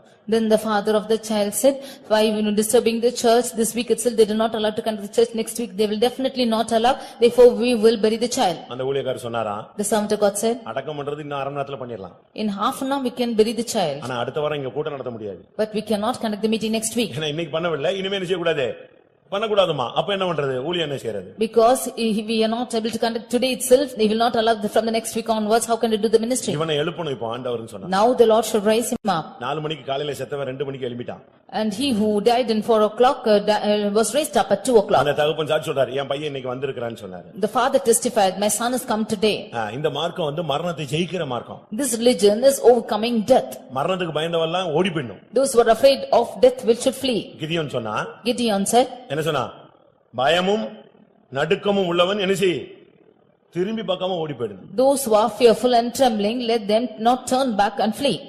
நீ பைபிள் எடுத்துட்ட பிறகு பயமோ நடுக்கமோ வரக்கூடாது. இன்னைக்கு கண்ண முன்ன பரலோகத்துல இயேசுவை பார்ப்பேன், அந்த தாட்லயே நீங்க வாங்க, நீங்க சாக மாட்டீங்க. After taking the word of God, you should come with the thought that if you should die today, you will see Jesus, and with the thought if you come, you will be alive. தன் ஜீவனை இழந்து போக விரும்புகிறவன் பெற்றுக்கொள்கிறான், அதை பெற்றுக்கொள்ள விரும்புகிறவன் இழந்து போகிறான். He who loses his life will gain it. He who wants to gain his life, then he will lose it. இயேசு ஜெயித்தது போல ஜெயித்தவனுக்கு மட்டும்தான் சிங்காசனத்துல இடம் கிடைக்கும். As Jesus overcame, one who overcomes alone will be given the place in throne. பாருங்க, அவங்க பெயர்ல மட்டும் இல்லாட்ட வார்த்தையில மாத்திரம் கூடும் கூடும் சொல்லல, ஜீவனையே பட்டயத்துக்கு ஒப்பு கொடுத்து யாக்கோபு மரித்து விட்டான். They do not say only by words that it is possible, we are able to do, but John gave himself even to the sword and gave his life. யோவான் எப்படிப்பட்டவன் தெரியுமா? How was John? அந்த ஆசையில இந்த உலகத்திலேயே இயேசுவின் மார்புல போய் சாய்ந்துக்கிட்டான். And with that desire itself he went and leaned on the breast of அவனை Jesus. கொல்றதுக்கு அந்த ராஜா என்னெல்லாமோ ட்ரை பண்றான். And the king tried so many efforts to not to kill John. ரத்தசாட்சிகளுடைய புக்கை படிச்சு பாருங்க, சீசருடைய புக்குகளை படித்து பாருங்க. You read the book of Martyrs, which is disciples. அவனை கொதிக்கிற எண்ணெயில தூக்கி போட்டாங்க, அங்கிருந்து வெளியே வந்துட்டான். They put him into a boiling oil and he came out of சுண்ணாம்பு it. கலவசத்துல போட்டாங்க, அங்கிருந்து உயிரோட வந்துட்டான். They put him into the chalks also, he also came out of கடல்ல it. போட்டாங்க, வெளியே வந்துட்டான். And he was put into the sea, he also came கடைசில out வேற of it. வழியே இல்லாம நாடு கடத்தி அங்கேயே சாவுன்னு சொல்லி போய் பத்மதீவுல போட்டாங்க. Finally they put him out into the isle and then into the Isle of Patmos that he might die there. அங்கேயே அவன் செத்து போயிடுவான் பார்த்தா அவன் ஜெபம் பண்ணி அவன் மேல போயிட்டான். அவன் மேல போய் பரலோகத்தை ஃபுல்லா பார்த்துட்டு வெளிப்படுத்தின விசேஷம் எழுதிட்டு இருக்கான். They too, he thought that he will die, but he went up to the heaven and wrote the book of Revelation. இது ஒரு விசித்திரமான உண்மையான மார்க்கம். This is something which is rare, but it is a truthful religion. இதெல்லாம் விட்டுட்டு என் மனைவி சரியில்லை, புருஷன் சரியில்லை, பிள்ளை சரியில்லை, இதையே பார்த்துட்டு நீ பூமியை பார்த்துட்டே இருக்காத. ஜெயித்தவனுக்கு சிங்காசனம் இருக்கு, அதை நோக்கி பாரு. Leaving all this, you should not look unto your wife and husband and say that they are not right and look to the earth itself, but look unto the throne and live no claim life. ஜெயித்தவனுக்கு எவ்வளவோ வாக்குத்தத்தங்களை கர்த்தர் 7 சபைகளுக்கு கொடுத்திருக்கிறார். And to the overcomer the Lord has given many promises to the இந்த some உலக churches. சிங்காசனத்தை நாம் தேட வேண்டாம். We should not want the throne in this world. மகிமையின் சிங்காசனத்தை நாம் நோக்கி பார்ப்போம். Let us look at the glorious throne.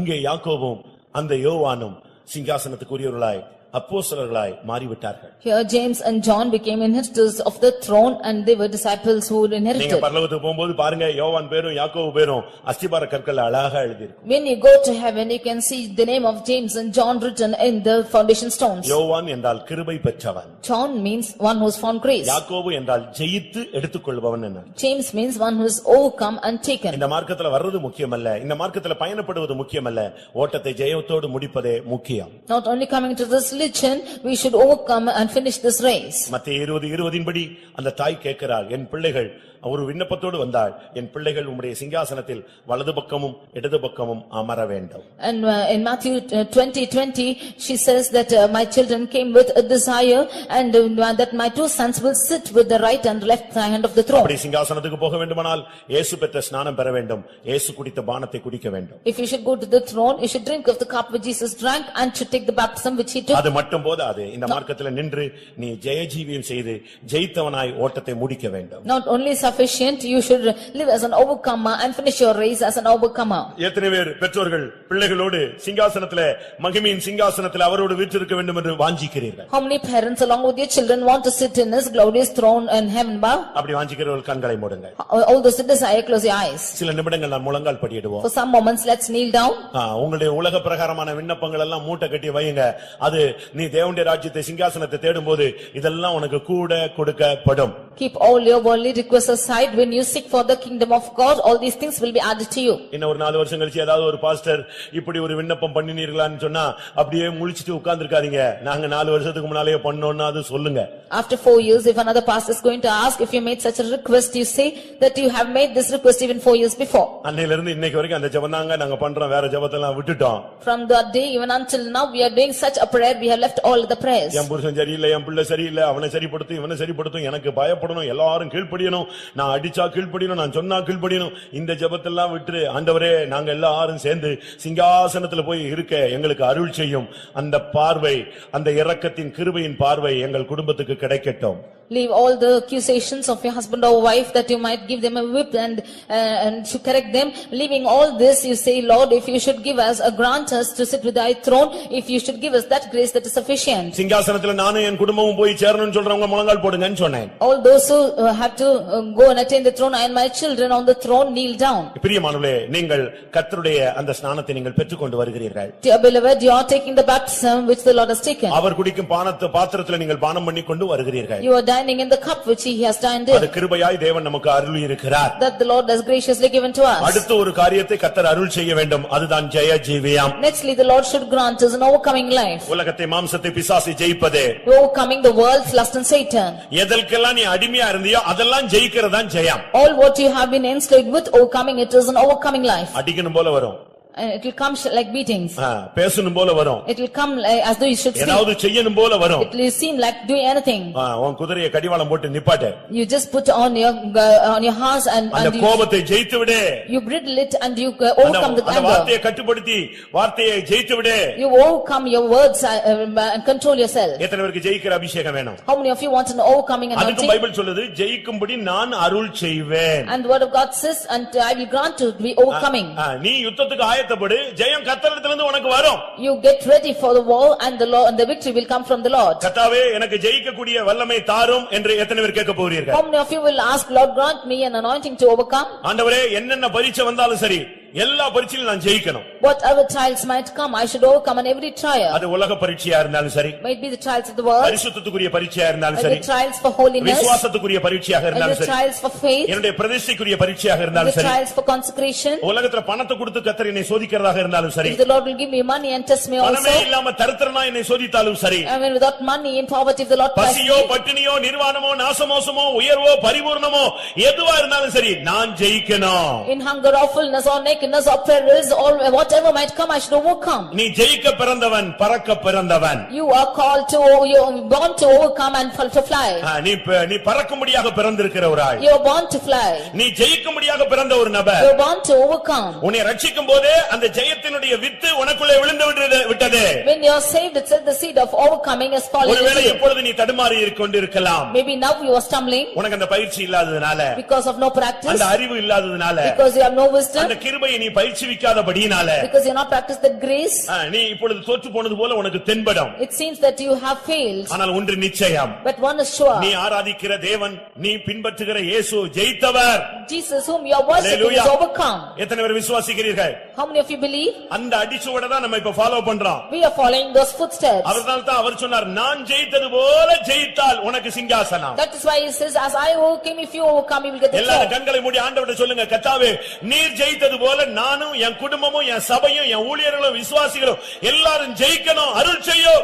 All close your eyes and say, like you have overcome, I and my family and all the believers and the servants of God should overcome. நான் மாத்திரமல்ல, Not only I. என்னுடைய மனைவி, என்னுடைய புருஷன், என் பிள்ளைகள், என் சபையார், இந்த கூட்டத்துல உட்கார்ந்திருக்கிற ஒவ்வொருவரும் ஜெயிக்க வேண்டும். My wife, my husband, my children, my church members and all of them who are seated, they should overcome. 11 பேர் விளையாடுவாங்க. 11 of them played. ஆனா அவன் ஜெயிச்சானா இந்தியா ஜெயிச்ச மாதிரி. But if one should overcome, it's like India overcame. 100 கோடி ஜனங்கள் உள்ள India இந்த 11 பேர் ஜெயித்ததனால ஜெயித்தது போல. As India, which is of 100 crores, if one is overcome, ஒரு இயேசு ஜெயித்திருக்கிறார், முழு சபையும் ஜெயிக்கும். Hallelujah. Overcome and the whole church will overcome. அந்த ஜெயம் உனக்குரியது. That overcoming life is yours. இயேசுவின் நாமத்திலே வியாதியை ஜெயிப்பாயாக. By the name of Jesus you overcome sickness. இயேசுவின் நாமத்திலே பிசாசை ஜெயிப்பாயாக. By the name of Jesus overcome Satan. இயேசுவின் நாமத்திலே உன்னுடைய சரீரத்தை கீழ்ப்படுத்தி ஜெயிப்பாயாக. By the name of Jesus subdue your body and overcome. ஜெயித்த அபிஷேகம் உனக்கு மேல் வரட்டும். The anointing of overcomers, let it come upon you. நீ தோற்று போக மாட்டாய். You will never be defeated. நீ தோற்று போக மாட்டாய். You will not be defeated. உன்னை அழைத்தவர் ஜெயித்தவர், அவர் அப்படியே செய்வார். One who has called you is overcome and he will do it.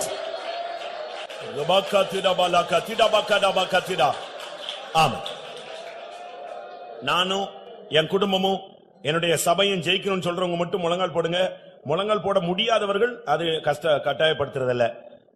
கர்த்தர் உங்கள் பலவீனத்தை காண்பார். ஆனா உங்களுடைய உள்ளத்துல நீங்கள் தேவனை நோக்கி, கர்த்தாவே நீர் ஜெயித்தது போல நான் ஜெயிக்கணும், எனக்கு உதவி செய்யுங்க சுவாமி. நான் தோத்து போய் தலை குனிஞ்சு நான் வெட்கப்பட்டு இன்னும் எத்தனை வருஷத்துக்கு இந்த பாவ அறிக்கை செஞ்சுட்டு இருக்க முடியும்? என்னை ஜெயிக்க வையும். எல்லாரும் கேளுங்க பார்க்கலாம். வாலிபர்கள் கேளுங்க, ஊழியர்கள் கேளுங்க, பின்னால் முன்னால் இருக்கிறவங்க எல்லாரும், கர்த்தாவே நீர் ஜெயித்தீர், என்னை ஜெயிக்க வையும். நான் உம்முடைய பிள்ளை கர்த்தாவே, நான் ஒருபோதும் தோற்று போக கூடாது. அந்த ஜெயித்த சக்தியை எனக்குள்ள அனுப்பும். ஹல்லேலூயா, ஹல்லேலூயா, ஹல்லேலூயா. ஆமென், ஆமென், ஆமென், ஆமென், ஆமென், ஆமென். நீ ஜெயித்தால் சாட்சியாக நீ நிற்பாய். ஹல்லேலூயா, ஹல்லேலூயா, ஹல்லேலூயா. நீ ஜெயத்தின் சாட்சி. ஹல்லேலூயா.